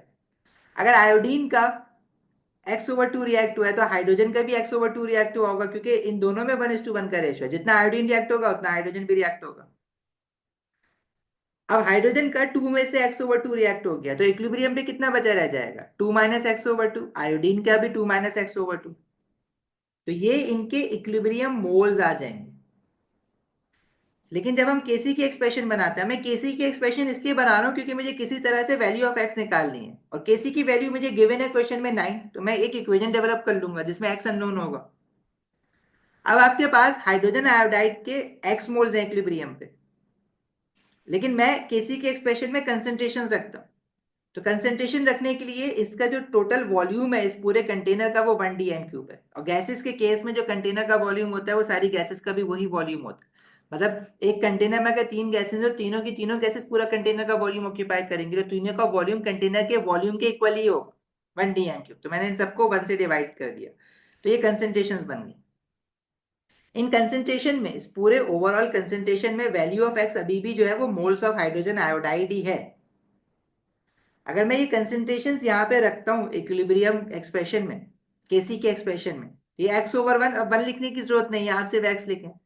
इस पे पावर आएगी स्क्वायर, डिवाइडेड बाय हाइड्रोजन की कंसेंट्रेशन कितनी है 2, इक्विलिब्रियम पे 2 - x/2, और आयोडीन की कितनी है 2 - x/2। तो केसी की वैल्यू आ रही है 9। अब आपने x की वैल्यू को फाइंड आउट करना है यहाँ पे, दैट्स इट। अब जब भी आप इस तरह का क्वेश्चन सॉल्व करेंगे तो आप कभी भी ना क्वाड्रेटिक इक्वेशन नहीं बनाइए। 2 - x/2 होल स्क्वायर हो जाएगा, 2 बार है ना, तो आप इसमें अंडर रूट लगाए और फिर इसको सॉल्व करें।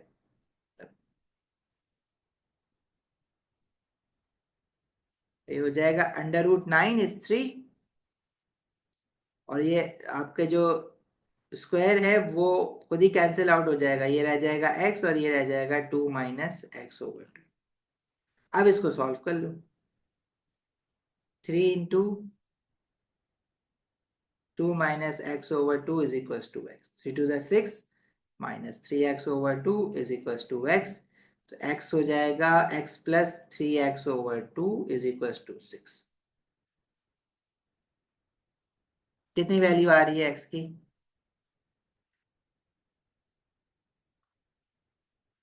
समझ आ गया माइन।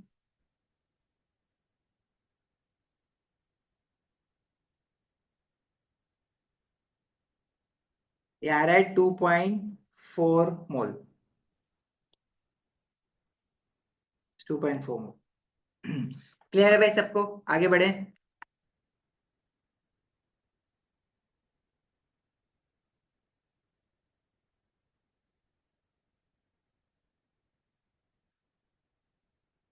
चलो भाई,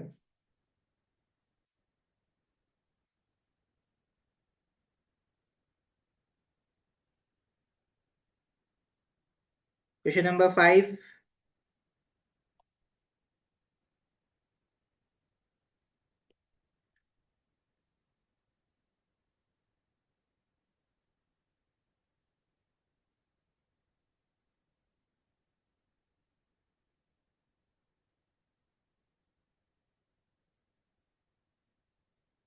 अच्छा भाई, क्वेश्चन नंबर 5 में they are saying an alcohol reacts reversibly with ethanoic acid, 3 mole of alcohol and 2 mole of ethanoic acid and 1 mole of water. इस बार रिएक्टेंट का अमाउंट तो दिया है, साथ में उन्होंने प्रोडक्ट का अमाउंट भी दे दिया है इक्विलिब्रियम पे।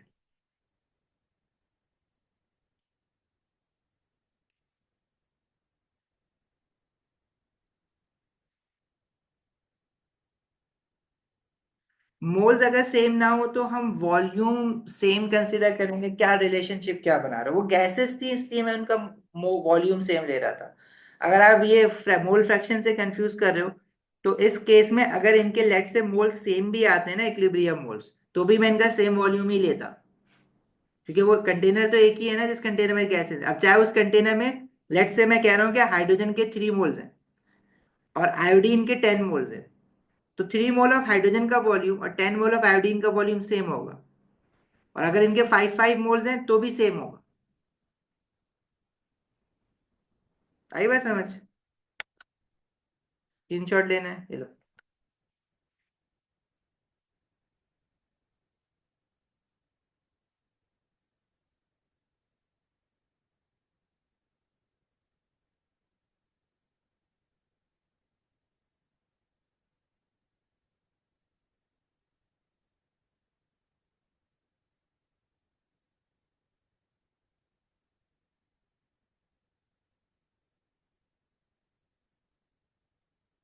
अच्छा भाई, अब इस क्वेश्चन में इन्होंने इनिशियली अल्कोहल के 3 मोल लिए, इथेनोइक एसिड के 2 मोल लिए। मैं आपसे बार बार कह रहा हूं कि जरूरी नहीं है कि प्रोडक्ट हमेशा जीरो हो। अब इन्होंने इस बार 1 मोल ऑफ वाटर भी लिया हुआ है इनिशियली, तो बता दिया ना इनिशियल मोल्स ऑफ वाटर, तो अब 1 है। अगर नहीं बताता तो वो जीरो होता। जैसे ये जो एस्टर बना है, इसका तो नहीं बताया, तो मतलब ये नहीं है। अब हम ये नहीं कह रहे कि वाटर इस रिएक्शन में बना है। अब अगर रिएक्शन में वाटर बना होता तो साथ में एस्टर भी हर हाल में बन रहा होता। इन्होंने रिएक्टेंट डाला है अल्कोहल इथेनोइक एसिड और साथ में वाटर भी डाल दी। अच्छा, at equilibrium 1.5 mole of this ester CH3COOR। ये एस्टर, अब आपने ऑर्गेनिक इतनी तो पढ़ लिया, आपको पता है कि कार्बोक्सिलिक और अल्कोहल मिलकर एस्टर बनाते हैं। तो जब इक्विलिब्रियम स्टैब्लिश्ड हुआ है तो इक्विलिब्रियम पे वो कह रहे हैं कि जो एस्टर है, इसके जो मोल्स हैं वो कितने हैं, 1.5। अब ये 1.5 मोल कहाँ से आ गया? ये 1.5 मोल आया जब एसिड और अल्कोहल रिएक्ट हुआ है। अब पहले इनिशियली ये जीरो था, जीरो में से 1.5 मोल अगर इक्विलिब्रियम पे है तो बना कितना होगा? 1.5 ही बना होगा। Initial plus produce is equal to equilibrium वाला, तो इनिशियल जीरो था, तो प्रोड्यूस भी 1.5 हुआ, तभी तो टोटल मिलके 1.5 मिल रहा है आपको। अच्छा, क्या ये इक्विलिब्रियम मोर टुवर्ड्स राइट गया है या लेफ्ट गया है? क्योंकि भाई देखें, अगर इनिशियली ये जीरो था और अगर ये 1.5 बना है तो इक्विलिब्रियम राइट पे गया है ना ज्यादा। अगर आपका ये जो एस्टर है, इसके मोल्स 1.5 बने, तो क्या साथ में वाटर नहीं बन रहा होगा? बन रहा होगा ना। वाटर पहले से बेशक 1 मोल था, इक्विलिब्रियम लेफ्ट पे भी कुछ ना कुछ जा रहा होगा, लेकिन ओवरऑल इफेक्ट क्या है कि राइट पे कितना आया? 1.5 मोल आया। पीछे से कौन रिएक्ट हुआ होगा? इथेनोइक एसिड और अल्कोहल। कितना कितना रिएक्ट हुआ होगा? आप स्टोइचियोमेट्री देख लें। अगर 1 मोल ऑफ एस्टर बन रहा है तो 1 मोल ऑफ एसिड रिएक्ट हो रहा है। अगर 1.5 मोल ऑफ एस्टर बना है तो एसिड कितना रिएक्ट हुआ होगा? 1.5। और अल्कोहल भी कितना रिएक्ट हुआ होगा? 1.5। और वाटर कितना बना होगा? अगर एस्टर 1 मोल बन रहा है तो वाटर भी 1 मोल 1.5 मोल बनेगा, क्योंकि देखिए 1:1 का रेशियो है। अगर ये 1 बनता है तो ये भी 1 बनता है, अगर ये 1.5 बना है तो ये भी वाटर भी 1.5 बनेगा। तो इक्विलिब्रियम मोल्स इनके क्या क्या होंगे? अल्कोहल के 3 में से 1.5 रिएक्ट हो गया, कितना बचा? 1.5। एसिड का 2 में से 1.5 रिएक्ट हो गया, ये कितना बचा? 0.5। एस्टर का तो जीरो था, 1.5 बना तो 1.5। और वाटर का पहले से 1 मोल था, और 1 में से 1.5 अगर प्रोड्यूस्ड हुआ तो ये कितना हो जाएगा? 2.5। बहुत ज्यादा कॉम्प्लिकेट नहीं करना है इसको कि वाटर का कुछ पार्ट पहले पीछे गया होगा फिर आगे गया होगा। डायरेक्ट एक साइड पे देखें, 1.5 ये बना है तो ये भी 1.5 ही बनेगा। इनिशियली पहले 1 मोल था। अब आप कहेंगे कि वाटर पीछे क्यों नहीं गया? क्या पता कुछ पीछे गया हो फिर थोड़ा सा बनाओ। वो वाला इतना कॉम्प्लिकेट नहीं करना चीजों को। नेट इफेक्ट क्या है पोजीशन ऑफ इक्विलिब्रियम का? राइट साइड पे कितना आया? राइट साइड पे 1.5 है, लेफ्ट पे जो भी गया राइट साइड पे 1.5 है, अल्टीमेटली 1.5। मतलब ये position of equilibrium more towards right है। अच्छा जी, क्योंकि ये इक्विलिब्रियम बता रहे हैं ना, इक्विलिब्रियम पे ये हुआ है। आगे पीछे कितनी बार आगे पीछे हुआ है, मैं ये नहीं कह रहा कि 1.5 बनने से पहले जो है वो पीछे एस्टर बन के पीछे नहीं गया होगा, पाया होगा एस्टर 1.3 पे क्या हुआ था, पीछे भी गया हो, वापस 1.2 हुआ हो। लेकिन वक्त आया था कि rate of forward direction backward direction बराबर हुआ, उस वक्त ये 1.5। तो अब तक शुरू से लेकर आखिर तक टोटल इसी कन्वर्जन क्या है, 1.5 आ गया है, तो 1.5 वाटर भी आ गया है। तो ये इक्विलिब्रियम मोल्स आ गए। कैसे निकालने? अब ये देखें, ये भी तो सब एक ही रिएक्शन मिक्सचर में है ना, अब ये लिक्विड्स हैं, तो वॉल्यूम तो सबके लिए सेम है ना, लिक्विड्स में भी तो पार्टिकल स्प्रेड आउट हुए हुए होते हैं। मतलब अगर मैं आपसे कह रहा हूँ मैंने वाटर डाला, अल्कोहल डाला, ये सब मिक्स हुए हुए हैं एक दूसरे के साथ, तो अल्कोहल का मॉलिक्यूल अगर कंटेनर के लेफ्ट साइड पर है तो कुछ राइट साइड पर भी होंगे, कुछ ऊपर भी होंगे, कुछ नीचे भी होंगे, कुछ बीच में भी होंगे। इसी तरह एसिड के मॉलिक्यूल भी हर जगह पे फैले हुए होंगे, तो एसिड भी पूरे कंटेनर का वॉल्यूम ऑक्यूपाई कर रहा है, अल्कोहल भी, एस्टर भी और वाटर भी। इन सब के लिए वॉल्यूम क्या है, सेम है, जो कि मैंने वीवी से डिवाइड कर दिया। अब आप इसकी केसी की एक्सप्रेशन बनाएं, और केसी की एक्सप्रेशन बना के इनकी वैल्यूज रखें। अब केसी की एक्सप्रेशन, क्योंकि ये एमसीक्यू है, तो आपको ये नहीं कहा जा रहा है कि आप लिख लिख के बना के दिखाएं, क्योंकि इसका थ्योरी पेपर भी इसी तरह का आता है। अगर इसका आपने एमसीक्यू कर लिया तो थ्योरी तो कुछ भी नहीं है इसका फिर करने के लिए।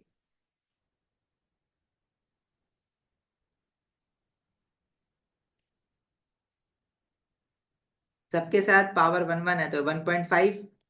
अच्छा, वॉल्यूम वी वी है तो मैं वॉल्यूम भी साथ लेके चलूंगा, 1.5/v, 2.5/v वाटर का डिवाइडेड बाय 1.5/v अल्कोहल का, और 1.5/v, सॉरी 0.5/v आपका एसिड का।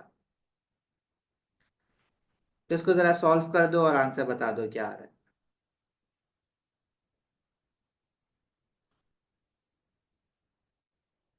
5, right, answer is D.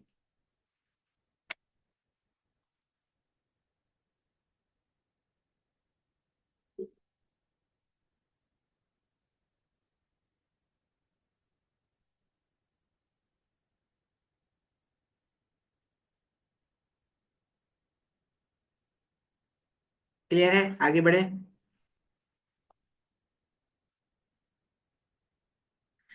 Question number 6, इस तरह का क्वेश्चन आप एक्सपेक्ट कर सकते हैं, आप ग्रेड 11 में भी आता था इस तरह का क्वेश्चन। अच्छा, हेबर प्रोसेस और कॉन्टेक्ट प्रोसेस की कंडीशंस रिवाइज कर लेना, ये आपके पास सिलेबस का पार्ट है। देखो इस चैप्टर में आपके पास क्या क्या चीजें इंपॉर्टेंट है, तो केसी केपी के क्वेश्चंस, अभी केपी भी देखना है हमें, ठीक है। और दूसरा आपके पास टाइट्रेशन कर्व्स, जो सिंपल से टाइट्रेशन कर्व्स के क्वेश्चंस है ना वो। बाकी आपको ये पता होना चाहिए कि जो हेबर प्रोसेस है वो फॉरवर्ड डायरेक्शन में एक्सोथर्मिक होता है। हेबर प्रोसेस और कॉन्टेक्ट प्रोसेस, ये सल्फर डाइऑक्साइड ऑक्सीजन रिएक्ट करके जो सल्फर ट्राइऑक्साइड बनता है, इनके बारे में, इनके टेम्परेचर और कैटलिस्ट और आपका, कि ये फॉरवर्ड डायरेक्शन में एंडो है या एक्सो है, वो आप जरूर याद रखिएगा, वो उनके बाकी कोई रिएक्शन आएगा तो वो बता देगा आपको। इसमें आपसे कह रहा है with diagram correctly represent the two graph. अगर आप प्रेशर बढ़ाते हैं तो परसेंटेज यील्ड अमोनिया की क्या होगी, बढ़ेगी। भाई अगर आपको हेबर प्रोसेस की इक्वेशन आपने याद रखनी है, जब आप इसको मोल्स को देखते हैं इसके, तो लेफ्ट हैंड साइड पे आपके पास 4 मोल्स ऑफ गैसेस होते हैं, राइट हैंड साइड पे आपके पास 2 मोल्स ऑफ गैसेस होते हैं। If you increases the pressure, position of equilibrium shifts more toward right hand side, तो परसेंटेज यील्ड जो होती है वो इंक्रीज होती है, राइट। लेकिन अगर आप टेम्परेचर इंक्रीज करते हैं तो position of equilibrium move toward left hand side, क्योंकि फॉरवर्ड रिएक्शन जो है वो एक्सोथर्मिक है। तो मुझे ये तो पता है कि एक्स एक्सिस पे अगर मैं प्रेशर इंक्रीज करूंगा तो ये जो ग्राफ है वो ऊपर जाएगा, अमोनिया की परसेंटेज यील्ड एट इक्विलिब्रियम, या अमोनिया बढ़ेगा। तो ये ऑप्शन ए और बी तो नहीं हो सकता, तो हमारे पास बचा ऑप्शन सी और डी। अब 500 डिग्री सेल्सियस पे जो मैक्सिमम यील्ड जा रही है वो ज्यादा होगी, या 400 डिग्री सेल्सियस पे मैक्सिमम यील्ड ज्यादा होगी, क्योंकि ये फॉरवर्ड रिएक्शन एक्सोथर्मिक है। तो हायर टेम्परेचर पे पोजीशन ऑफ इक्विलिब्रियम ज्यादा लेफ्ट पर होगा, तो अमोनिया की कंसेंट्रेशन या अमोनिया की परसेंटेज या अमोनिया की यील्ड हायर टेम्परेचर पे कम होगी, क्योंकि this particular reaction is exothermic in the forward direction. हाँ, आप टेम्परेचर कम रखेंगे तो यील्ड, हर प्रेशर पे जो यील्ड की वैल्यू आ रही है वो ज्यादा आएगी। तो 400 डिग्री सेल्सियस पे आपको यील्ड ज्यादा मिलेगी as compare to 500 degree Celsius, तो इसका आंसर क्या हो जाएगा, ऑप्शन डी। ठीक है भाई, समझ आती है बात यहाँ तक? आगे बढ़े। ये तो ग्रेड 11 में भी आता था आपके पास, वो लेवल में भी क्वेश्चन होते थे। Question number 8। Nitrogen and hydrogen are mixed in a reaction vessel. The reaction reaches equilibrium, giving a mixture of nitrogen, hydrogen, and ammonia gas. The mixture of gases present at equilibrium at a total pressure of 300 atmosphere is shown. We have three gases that have reacted to produce achieve equilibrium. What is the equilibrium constant Kp for the forward reaction? आपको number of moles in mixture दिए हुए, nitrogen के अलग, hydrogen के अलग, ammonia के अलग। जब आप केपी निकालने जाएंगे इस एक्सप्रेशन का, तो आप पार्शियल प्रेशर ऑफ अमोनिया रखेंगे प्रोडक्ट साइड पे raise to the power 2, partial pressure of nitrogen रखेंगे और पार्शियल प्रेशर ऑफ हाइड्रोजन रखेंगे। आपको पार्शियल प्रेशर्स नहीं गिवन है, मोल्स इन मिक्सचर गिवन है। तो पार्शियल प्रेशर ऑफ नाइट्रोजन आप कैसे निकालेंगे भाई? नाइट्रोजन गैस के moles divided by total moles. Total moles कितने इन गैसेस के? 180 प्लस 590 प्लस 160।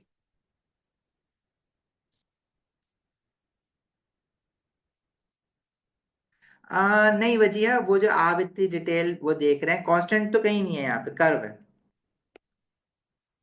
पहली बात, कांस्टेंट नहीं है, ये कर्व है, ये आपको लग रहा है, और इससे कोई फर्क नहीं पड़ रहा कि लाइन स्ट्रेट बनाए या कर्व बनाए। आपको तो ये देखना था कि हायर प्रेशर पे परसेंटेज यील्ड ज्यादा होगी, मतलब 20 पे परसेंटेज यील्ड ज्यादा है, 10 पे परसेंटेज यील्ड कम है। लेकिन जब आप देखें ये जो ग्राफ है ना, आप इसको इस तरह से देखते हैं। अगर मैं आपसे कहूं कि भाई एक वक्त में आप कोई एक ही फैक्टर चेंज कर सकते हैं ना, अगर मैं आपका प्रेशर भी अफेक्ट कर रहा है पोजीशन ऑफ इक्विलिब्रियम को, पोजीशन ऑफ इक्विलिब्रियम को आपका क्या कहते हैं, टेम्परेचर भी अफेक्ट कर रहा है।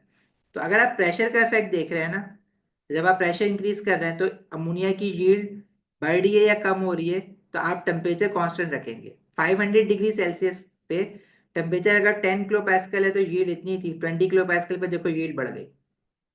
सही है। अब अगर आपने फॉर एग्जाम्पल कंसिडर करना है 400 डिग्री सेल्सियस पे आपके उसकी क्या वैल्यूज आ रही है परसेंटेज यील्ड की प्रेशर बढ़ाने पे, तो अब मैं 400 डिग्री सेल्सियस पे अलग एक्सपेरिमेंट करूंगा। 10 किलो पैस्कल पे 400 डिग्री सेल्सियस पे यील्ड ये थी, 20 किलो पैस्कल पे बढ़ गई, तो बढ़ तो 500 पे भी रही थी। अगर मैं इन दोनों ग्राफ को साथ बना दूंगा, तो जो मैक्सिमम यील्ड आप अचीव कर सकें 20 किलो पैस्कल पे एट 500 डिग्री सेल्सियस, वो इतनी आ रही है, लेट्स से 18% आ रही है।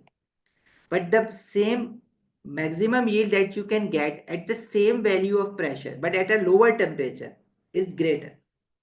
This shows that कि आपके पास टेम्परेचर कम करने से सेम प्रेशर पे हीट ज्यादा आ रही है। इसका मतलब है कि ये वो रिएक्शन है जिसमें टेम्परेचर कम करने से पोजीशन ऑफ इक्विलिब्रियम राइट पे जाता है।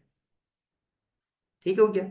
यहाँ पे ऑप्शन सी में देखो, 20 किलो पैस्कल के प्रेशर पे देख लो या 10 पे देख लो, 10 पे 400 डिग्री सेल्सियस पे यील्ड कम थी और 500 पे ज्यादा थी। 500 पे ज्यादा नहीं हो सकती, फॉरवर्ड रिएक्शन एक्स जो है, हायर टेम्परेचर पे तो यील्ड कम होनी चाहिए थी सेम प्रेशर की वैल्यू पे। अच्छा भाई, तो इसमें आपको केपी निकालना था, उसके लिए आपको सारे गैसेस के पार्शियल प्रेशर्स निकालने होंगे, और पार्शियल प्रेशर निकालने के लिए आप इन सारे मोल्स ऐड करेंगे। नाइट्रोजन के मोल divide by total mole multiply by total pressure. Total pressure कितना दिया हुआ है इस पूरे सिस्टम में? 300 दिया हुआ है, तो पार्शियल प्रेशर ऑफ नाइट्रोजन आ जाएगा। इसी तरह आप पार्शियल प्रेशर ऑफ हाइड्रोजन निकालेंगे, हाइड्रोजन गैस के moles divided by total moles multiply by total pressure. इसी तरह फिर आप पार्शियल प्रेशर ऑफ अमोनिया निकालेंगे, केपी की एक्सप्रेशन बनाएंगे, और केपी की एक्सप्रेशन बनाने के बाद इसको आप केपी की एक्सप्रेशन में इन पार्शियल प्रेशर्स की वैल्यू रख देंगे raise to the power to their stoichiometric moles. Kp की जो एक्सप्रेशन है वो है partial pressure of ammonia, partial pressure of nitrogen into partial pressure of hydrogen इस पे पावर 3। ये जो वैल्यूज आएंगी ये आप इसमें रखेंगे और पावर के साथ निकाल लेंगे, और जो यूनिट आएगा, यूनिट आप वैसे भी निकाल सकते हैं। यूनिट के लिए आपके पास atmosphere square divided by atmosphere और एटमॉस्फेयर क्यूब, तो आप ऐसे सॉल्व कर लें कितना आ रहा है। तो ये आपका यूनिट तो आपका आ जाएगा ATM4 और ATM पावर -2। तो सब में ये, इसमें बस एक यूनिट खराब दिया हुआ है तो मैं ऐसे ही हटा देता हूँ, बाकी आप फिर वैल्यूज निकालेंगे। समझ आ गया ये क्वेश्चन कैसे करना है?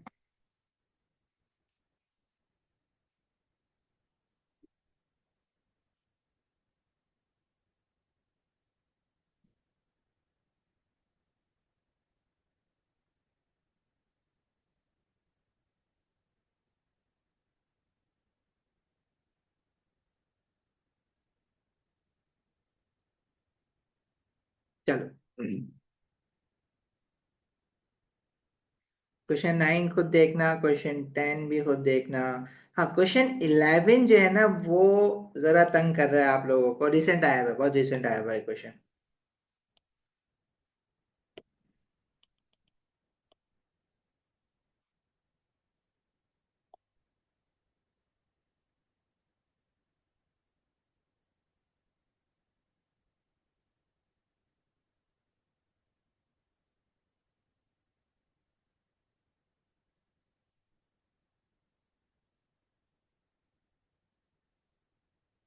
ओके जी। When an equimolar mixture of hydrogen and iodine react, the mole fraction of hydrogen iodide in the final mixture is X. Direct mole fraction बता रहा है। What is the equilibrium constant Kp for the reaction. Equimolar mixture of hydrogen and iodine react, अगर equimolar है तो इसका मतलब है कि इनके इनिशियल मोल सेम थे। अगर इनके इनिशियल मोल सेम थे तो इक्विलिब्रियम मोल्स भी सेम होंगे। ठीक है। अगर इनके इनिशियल मोल सेम है तो इक्विलिब्रियम मोल्स भी हर हाल में जो है वो सेम होंगे। क्यों? क्योंकि दोनों 1:1 के रेशियो में रिएक्ट करेंगे ना। और अगर 1:1 के रेशियो में रिएक्ट करेंगे तो इट मींस जो बचे रह जाएंगे, जितने जितने रिएक्ट हुए, इनिशियल से माइनस करोगे तो इक्विलिब्रियम मोल्स भी सेम होंगे। अच्छा, अब आपने इसमें थोड़ी सी ना मैथ ज्यादा लग रही है इसमें। अब आपने इसमें क्या करना है कि इनिशियल मोल्स ऑफ हाइड्रोजन और आयोडीन आप अज्यूम तो कर सकते हैं, लेकिन ना कर। आपको हाइड्रोजन आयोडाइड के ना मोल फ्रैक्शन बता दिया। अच्छा, हाइड्रोजन आयोडाइड के इक्विलिब्रियम मोल्स भी नहीं बताया, डायरेक्टली आपको उसका ना मोल फ्रैक्शन बता दिया। मोल फ्रैक्शन से क्या मतलब है? अगर मैं आपसे कहूं कि जो मेरे पास टोटल मोल्स हैं इन सारी गैसेस के, फ्रैक्शन तो समझते हो ना भाई, टोटल आपका फ्रैक्शन क्या होता है? 1 होता है। उसमें से आप अगर 25% ले लो तो वो 1/4 हो जाएगा, 75% ले लो तो 3/4 हो जाएगा। मतलब फ्रैक्शन की जैसे परसेंटेज की टोटल वैल्यू 100 होती है, तो फ्रैक्शन की 1 होती है। इक्विमोलर मतलब सेम सेम मोल। इक्विमोलर मतलब सेम मोल।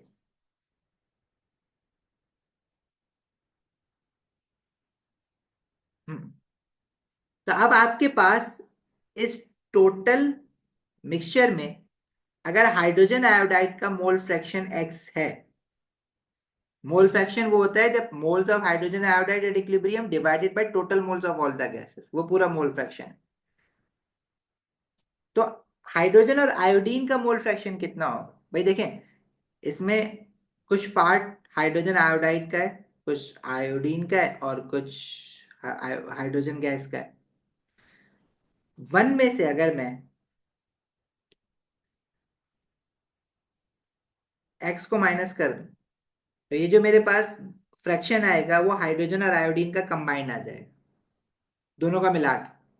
और अगर मैं, अब क्योंकि इक्विमोलर थे तो इक्विलिब्रियम पे भी इक्विमोलर बचे होंगे, इनको डिवाइड बाय 2 कर दूंगा तो मेरे पास हाइड्रोजन का भी मोल फ्रैक्शन आ जाएगा, और यही मोल फ्रैक्शन मेरे पास आयोडीन का भी होगा। मोल को ना मैं एन, मोल फ्रैक्शन को मैं एन से रिप्रेजेंट कर देता हूँ, एक्स से बड़ी कंफ्यूजन हो जाएगी। मतलब हाइड्रोजन का जो मोल फ्रैक्शन है इक्विलिब्रियम पे वो 1 - x/2 है। आयोडीन का भी 1 - x/2 है।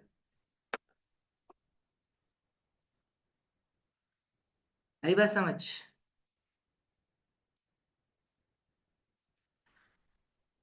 अब अगर आपने केपी की वैल्यू निकालनी है तो केपी की वैल्यू में आप पार्शियल रखते हैं पार्शियल प्रेशर। और पार्शियल प्रेशर आप कैसे निकालते हैं? अगर मुझे पार्शियल प्रेशर ऑफ हाइड्रोजन निकालना है तो मैं मोल फ्रैक्शन ऑफ हाइड्रोजन, मतलब moles of hydrogen divided by total moles of all the gases multiply by total pressure करूंगा। अब ना तो यहाँ मुझे टोटल प्रेशर गिवन है, ना मोल्स ऑफ हाइड्रोजन गिवन है। मुझे मोल फ्रैक्चर ऑफ हाइड्रोजन पता चल गया ना कि वो 1 - x/2 है, डिवाइडेड बाय टोटल मोल्स जो होंगे वो अब जो भी वैल्यू लेंगे वो सबके लिए सेम ही आएगा ना, XT मल्टीप्लाई बाय जो टोटल प्रेशर होगा वो भी सबके लिए सेम होगा। तो अगर मैं इस तरह से करके निकाल भी दूं तो अल्टीमेटली ये जो टोटल मोल्स हैं, और टोटल मोल वैसे मुझे पता है, टोटल मोल जो है मेरे पास, अगर मैं स्टार्ट ही मेरा काम एक्स से हुआ था,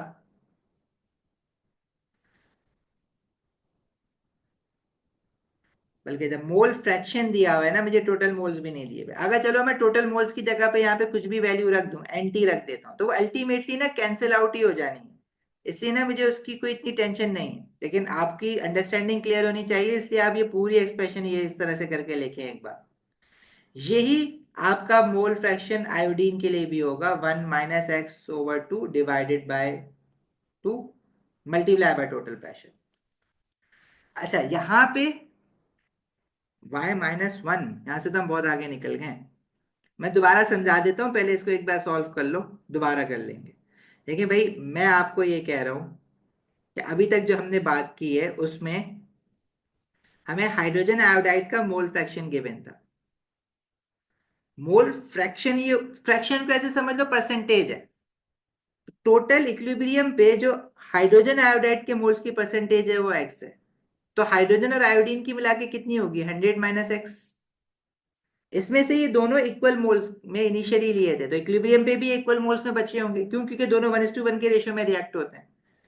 तो 100 - x इन दोनों की मिला के है। तो दोनों की अलग अलग कितनी होगी, आधी आधी कर दो, 100 - x/2 हाइड्रोजन की, 100 - x/2 आयोडीन की।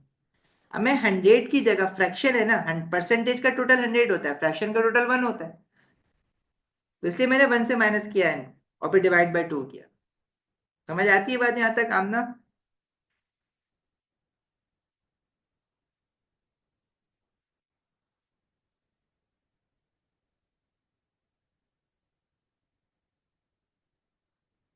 चल, आगे बढ़ूं? यहां तक क्लियर है तो बता दो बस मुझे। देखिए, अब आप जब केपी के एक्सप्रेशन बनाते हैं, केपी के एक्सप्रेशन में हम मोल फ्रैक्शंस रखते हैं, सॉरी, पार्शियल प्रेशर्स रखते हैं, partial pressure of hydrogen, partial pressure of hydrogen iodide, iodine, like this. Partial pressure of hydrogen iodide के लिए आपको mole fraction of hydrogen iodide पता होना चाहिए, मल्टीप्लाई बाय टोटल प्रेशर। अच्छा, यहाँ पे हाँ, ये तो हम ऑलरेडी मोल फ्रैक्शन तो गिवन है ना, तो डिवाइडेड बाय टोटल मोल्स करने की जरूरत नहीं है। आप सिर्फ मल्टीप्लाई बाय टोटल प्रेशर करेंगे, क्योंकि already mole fraction, moles of hydrogen iodide नहीं है वो। तो partial pressure of hydrogen iodide क्या हो जाएगा, partial pressure of hydrogen iodide है x multiply by total pressure. तो ये आपका पार्शियल प्रेशर बन जाएगा, mole fraction of hydrogen iodide multiply by total pressure, this would give you the partial pressure of hydrogen iodide. ठीक है, इस पे आपने पावर लगानी है 2। इसी तरह पार्शियल प्रेशर ऑफ हाइड्रोजन कैसे निकालोगे, mole fraction of hydrogen 1 - x/2 multiply by total pressure. इसी तरह mole fraction of iodine multiply by total pressure would give you the partial pressure of iodine. इसको सॉल्व करना है बस आप। तो जो टोटल प्रेशर की टर्म्स है वो तो कैंसिल हो जाएंगी, and you will be left with 1 - x/2 whole square. तो ये आ जाएगा x, ऊपर भी स्क्वायर आर चल रहा था ना साथ, तो हो जाएगा x², 1 - x², नीचे 2 × 2 = 4, 4 अगर न्यूमरेटर में ले आओ तो ये हो जाएगा 4x² divided by 1 - x whole square. 4x² divided by 1 - x whole square. ये जो हमारे पास आंसर बन रहा है वो बन रहा है सी।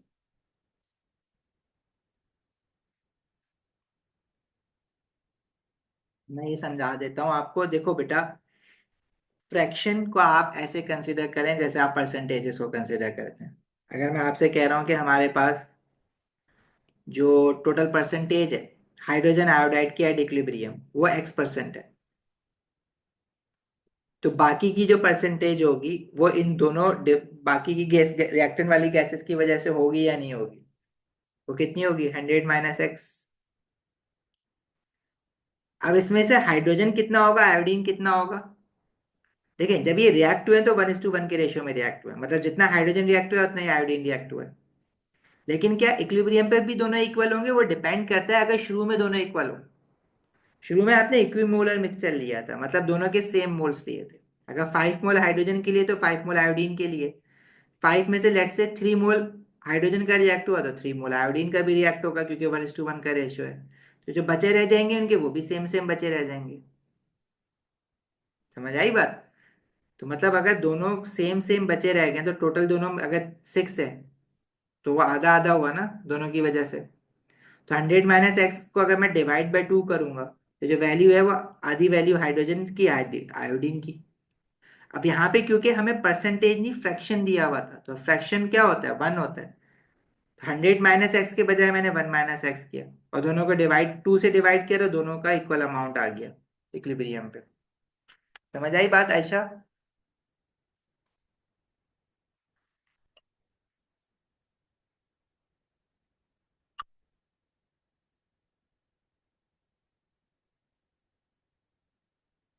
हाँ भाई, मजा आया क्वेश्चन में। इस तरह से अलजेब्रा वाले क्वेश्चन ना बहुत टाइम बाद आए, पहले आते थे। पहले आपको मिलेंगे वर्कशीट में, एक दो तीन।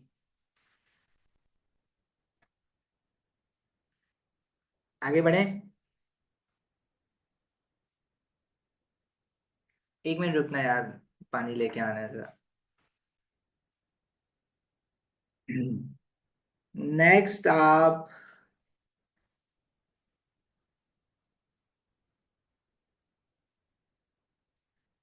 ये वाला क्वेश्चन करें, क्वेश्चन 15।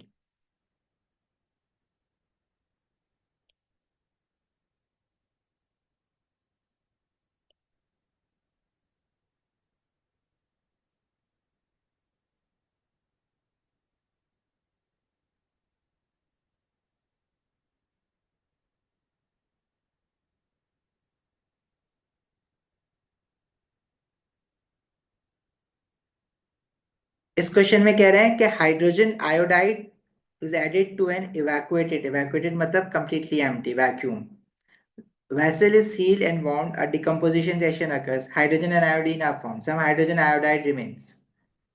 ठीक है, अब ये रिएक्शन ना उल्टा लिखा है इसने, रिएक्शन की इक्वेशन नहीं लिखी है, वो आपको खुद लिखनी पड़ेगी।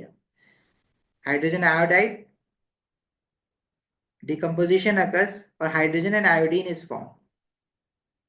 बैलेंस भी करेंगे फिर आप इस इक्वेशन को।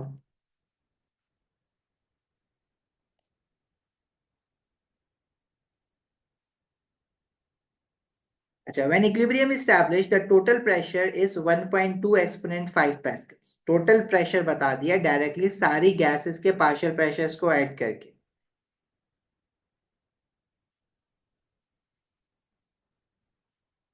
माइन 1130 तक।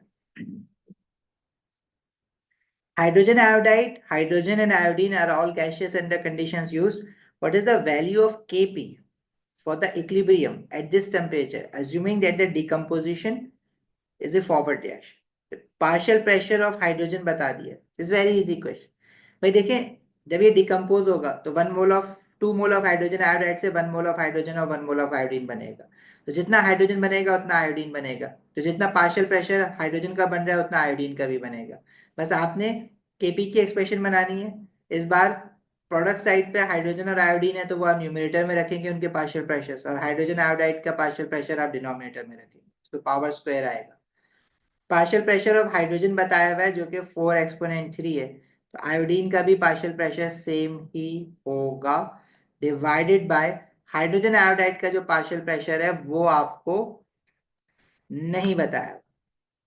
ठीक है, नहीं बता, वो नहीं बताया हुआ, आपको टोटल प्रेशर बताया हुआ। तो आप टोटल प्रेशर कैसे निकालेंगे? Total pressure is equal to partial pressure of all the gases, hydrogen का पार्शियल प्रेशर, आयोडीन का पार्शियल प्रेशर और हाइड्रोजन आयोडाइड का पार्शियल प्रेशर। टोटल प्रेशर की वैल्यू है 1.2 एक्सपोनेंट 5। हाइड्रोजन का जो पार्शियल प्रेशर है वो है 4 एक्सपोनेंट 3। आयोडीन का जो पार्शियल प्रेशर है वो भी 4 एक्सपोनेंट 3, और हाइड्रोजन आयोडाइड का पार्शियल प्रेशर आप पहले यहाँ से फाइंड आउट करेंगे और फिर एक्सप्रेशन में रखेंगे।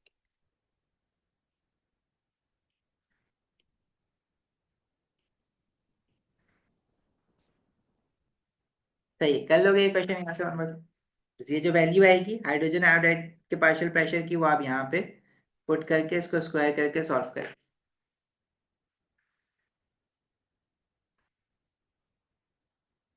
आगे बढ़े, थोड़े थ्योरी पेपर देखते हैं इसके।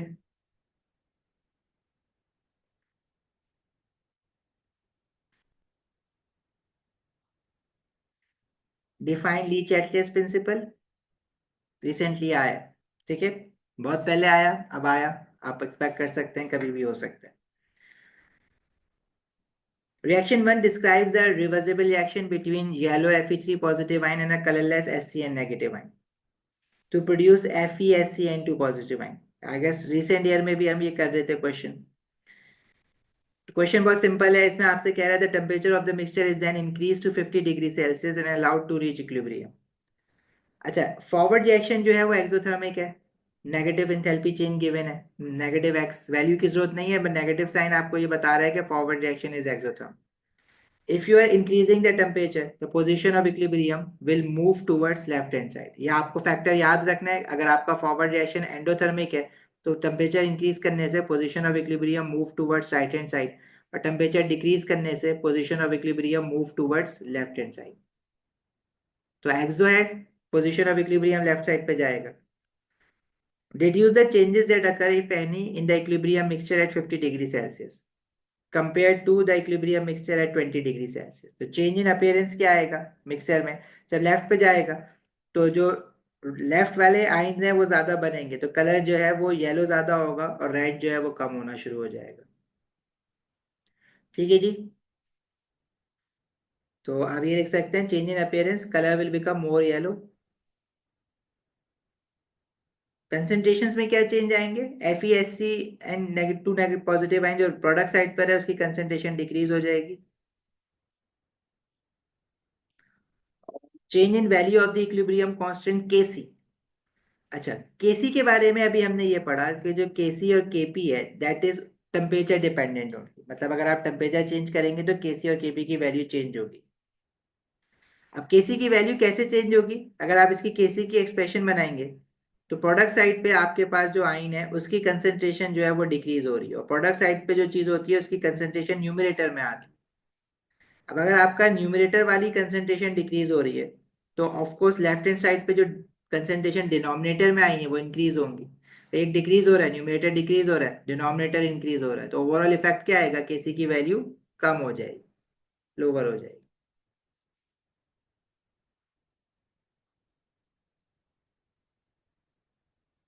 क्लियर है, आगे बढ़े। चलो,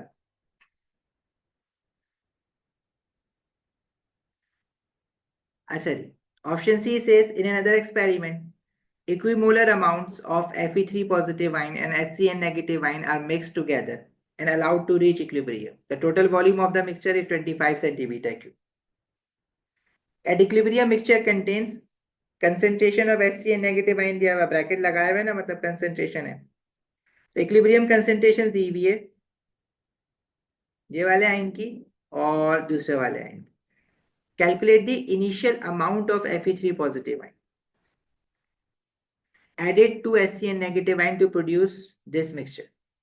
अब आपको कंसेंट्रेशन दी हुई है, इक्विलिब्रियम कंसेंट्रेशन, टोटल वॉल्यूम भी दिया हुआ है, तो मैं Fe3 पॉजिटिव, अच्छा Kc की वैल्यू गिवन नहीं है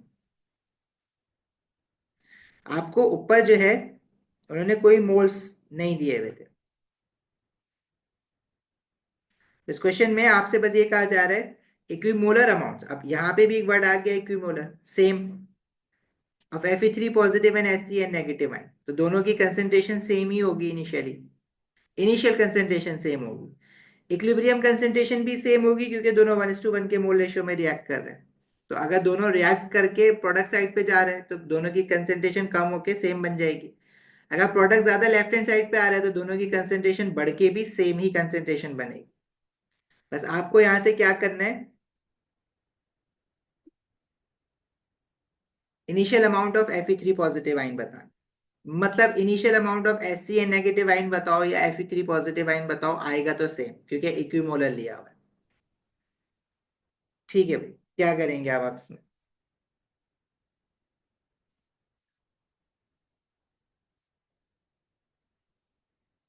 पहले तो आप केसी की एक्सप्रेशन बना लें, ऊपर बनाई भी थी शायद हम।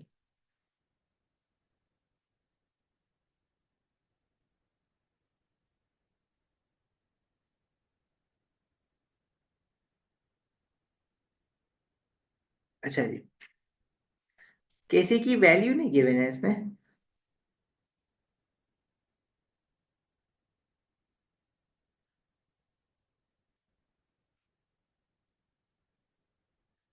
ऊपर गिवन था।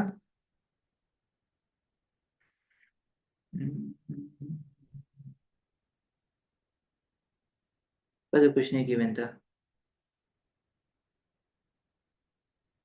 हम्म। सोचना पड़ रहा है इसमें तो।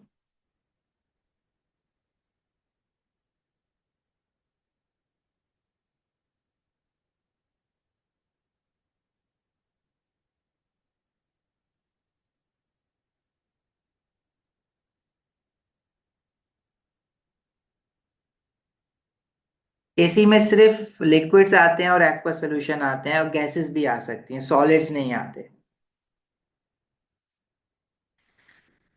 हाय, दिमाग मेरा खत्म हो गया अभी। Calculate the initial amount in mole of Fe3 positive ion added to HCl negative ion to produce this mixture। अच्छा भाई, 1.3। ओके ठीक है। FeSCN2 positive ion initially zero था। आउट ऑफ जीरो ये बन गया 0.3 एक्सपोनेंट -3 मोल पर DM³ ओह सही। ये हमारे पास इक्वेशन है। Fe3 positive ion plus HCl negative ion और FeSCN2 पॉजिटिव आयन। इनिशियली हमें नहीं पता, वही पूछा हुआ है। इक्विलिब्रियम पे FeSCN2 पॉजिटिव आयन का 0.3 एक्सपोनेंट -3 है, और HCl नेगेटिव आयन का 1.3 एक्सपोनेंट -3 मोल्स है। अच्छा, इनिशियली ये नहीं था तो ये जीरो था, तो इसका जो प्रोड्यूस हुआ वो कितना प्रोड्यूस हुआ? 0.3 एक्सपोनेंट -3। मतलब SCN नेगेटिव आयन का जो इनिशियल अमाउंट है वो मुझे नहीं पता। वो रिएक्ट कितना हुआ होगा? 1 मोल जो प्रोडक्ट बन रहा है वो 1 mole of HCl negative ion से बन रहा है, तो ये रिएक्ट जो हुआ होगा वो 0.3 एक्सपोनेंट -3 रिएक्ट हुआ होगा। तो ये बचा कितना रह गया फिर?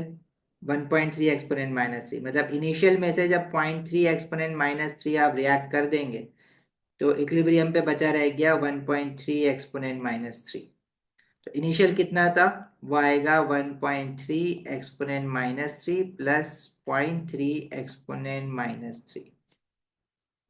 तो ये initial amount of HCl negative आ जाएगा, जो कि Fe3 पॉजिटिव आयन के बराबर होगा, क्योंकि उसने बोला हुआ है इक्विमोलर।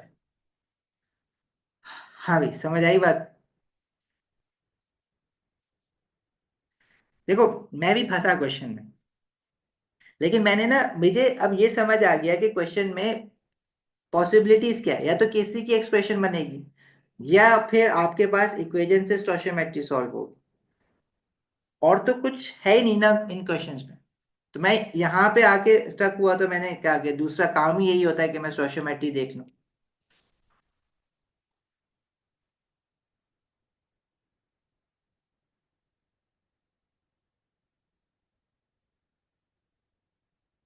यार ये हमारे पास 1.6 एक्सपोनेंट -3 मोल पर DM।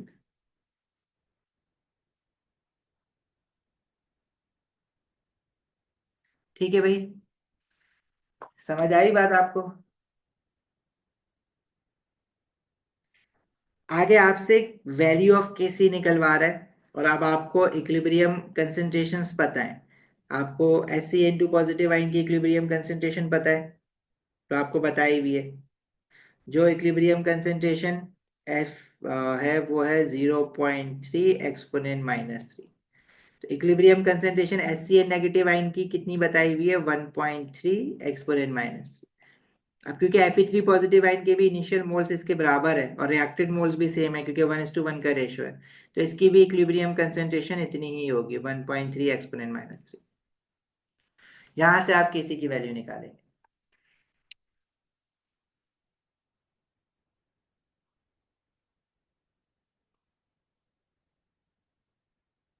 क्लियर है? आगे बढ़े।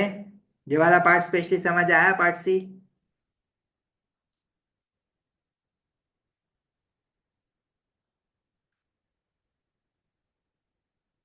नहीं आया?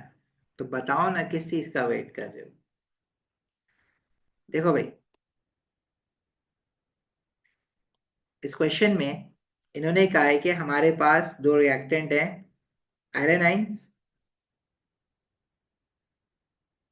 SCN नेगेटिव आयन, ये मिलके बना रहे हैं FeSCN2 positive ion. Initial amount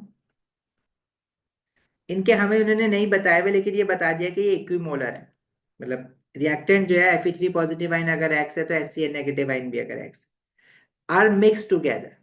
बस इनिशियली यही दोनों मिक्स करे ना, प्रोडक्ट तो नहीं मिक्स किया उन्होंने, तो वो जीरो है। अच्छा, फिर वो कह रहे हैं कि इक्विलिब्रियम स्टैब्लिश्ड हुआ।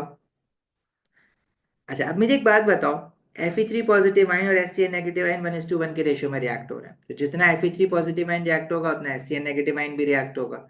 अगर इनिशियली वन इनके XX मोल्स हैं तो इनके रिएक्टेड मोल्स अगर सेम है तो इक्विलिब्रियम मोल्स भी सेम ही आएंगे ना। अब इक्विलिब्रियम कंसंट्रेशन, अब ये मोल्स को ही हम कंसंट्रेशन को भी एज अ मोल ट्रीट कर रहे हैं क्योंकि वॉल्यूम सबके लिए सेम है ना। Total volume of the mixer 25 cm³ है, मुझे उस वैल्यू को कहीं यूज करने की नीड नहीं पड़ी क्योंकि मुझे डायरेक्टली कंसंट्रेशंस गिवन है। तो मैं मोल को डिवाइड करके वॉल्यूम से कंसंट्रेशंस पे नहीं जाऊंगा। और जैसे आप मोल्स को यूज करते हैं स्टोइचियोमेट्री में, आप कंसंट्रेशंस को भी वैसे यूज करें क्योंकि ये एक्वा सोल्यूशन है तो इन सबके लिए वॉल्यूम सेम है। अब FeSCN2 पॉजिटिव आयन के बारे में उन्होंने कहा हुआ है कि इसकी इक्विलिब्रियम कंसंट्रेशन जो है वो 0.3 एक्सपोनेंट -3। अच्छा, अगर ये इनिशियली जीरो था और इक्विलिब्रियम पे इतना है तो ये प्रोड्यूस कितना हुआ है रिएक्शन? इतना ही प्रोड्यूस हुआ होगा ना जितना इक्विलिब्रियम पे आया हुआ है 0.3 एक्सपोनेंट -3। अगर ये इतना प्रोड्यूस हुआ है तो HCl नेगेटिव आयन कितना रिएक्ट हुआ होगा या Fe3 पॉजिटिव आयन कितना रिएक्ट हुआ होगा? दोनों 1:1 का रेशियो है। तो अगर ये 0.3 एक्सपोनेंट -3 प्रोड्यूस हुआ है तो HCl negative ion 0.3 exponent -3 react हुआ होगा, आयरन आयंस भी 0.3 एक्सपोनेंट -3 रिएक्ट हुआ होगा। अच्छा, Fe3 पॉजिटिव आयन की भी जो इक्विलिब्रियम कंसंट्रेशन है वो इतनी ही है, 1.3 एक्सपोनेंट -3। क्योंकि जब ये इनिशियली इक्वल थे, इक्वली रिएक्ट हुए हैं तो इक्विलिब्रियम पे भी इक्वली होंगे ना। तो Fe3 पॉजिटिव आयन इनिशियली कितना आपने लिया था वो आपसे पूछा गया था। तो इनिशियल एक्स था, उसमें से रिएक्ट हो गया 0.3 एक्सपोनेंट -3 और बचा रह गया 1.3 एक्सपोनेंट -3। तो इनिशियली कितना था वो वैल्यू आपकी एक्स आई है जो कि आपकी आई 1.6 एक्सपोनेंट -3। 1.6 आई है, नहीं कुछ और आई है मेरे ख्याल से। अच्छा इन्होंने, अच्छा एक चीज हम मिस कर गए, इन्होंने हमसे कंसंट्रेशन थोड़ी ना पूछी है, अमाउंट पूछा हुआ है, मोल्स पूछे हुए हैं। हम तो कंसंट्रेशन निकाल के लिख दिया आंसर में। ये तो इनिशियल कंसंट्रेशन आई है एक्स, अब वॉल्यूम यूज होगा जो ऊपर उसने 25 dm³ दिया हुआ था। ये तो कंसंट्रेशन आई है, उसने तो मोल पूछा हुआ है Fe3 पॉजिटिव आयन का, तो उसका मोल कैसे निकालोगे? तो मोल निकालने के लिए आपके पास फॉर्मूला है C=N/V। कंसंट्रेशन है 1.6 एक्सपोनेंट -3, वॉल्यूम है 25 cm³। वॉल्यूम सारे आयंस के लिए सेम है क्योंकि एक ही रिएक्शन मिक्सचर में है ना ये सब।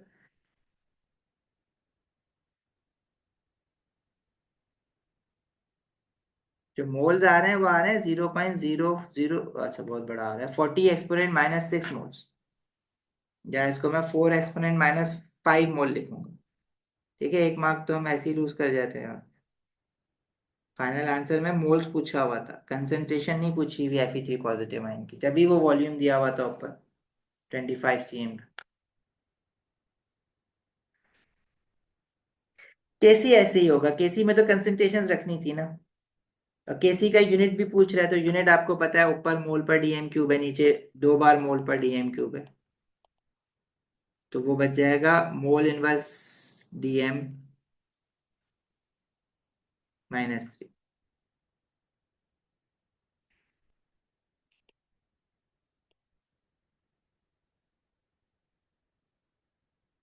ठीक है भाई, क्लियर है यहाँ तक?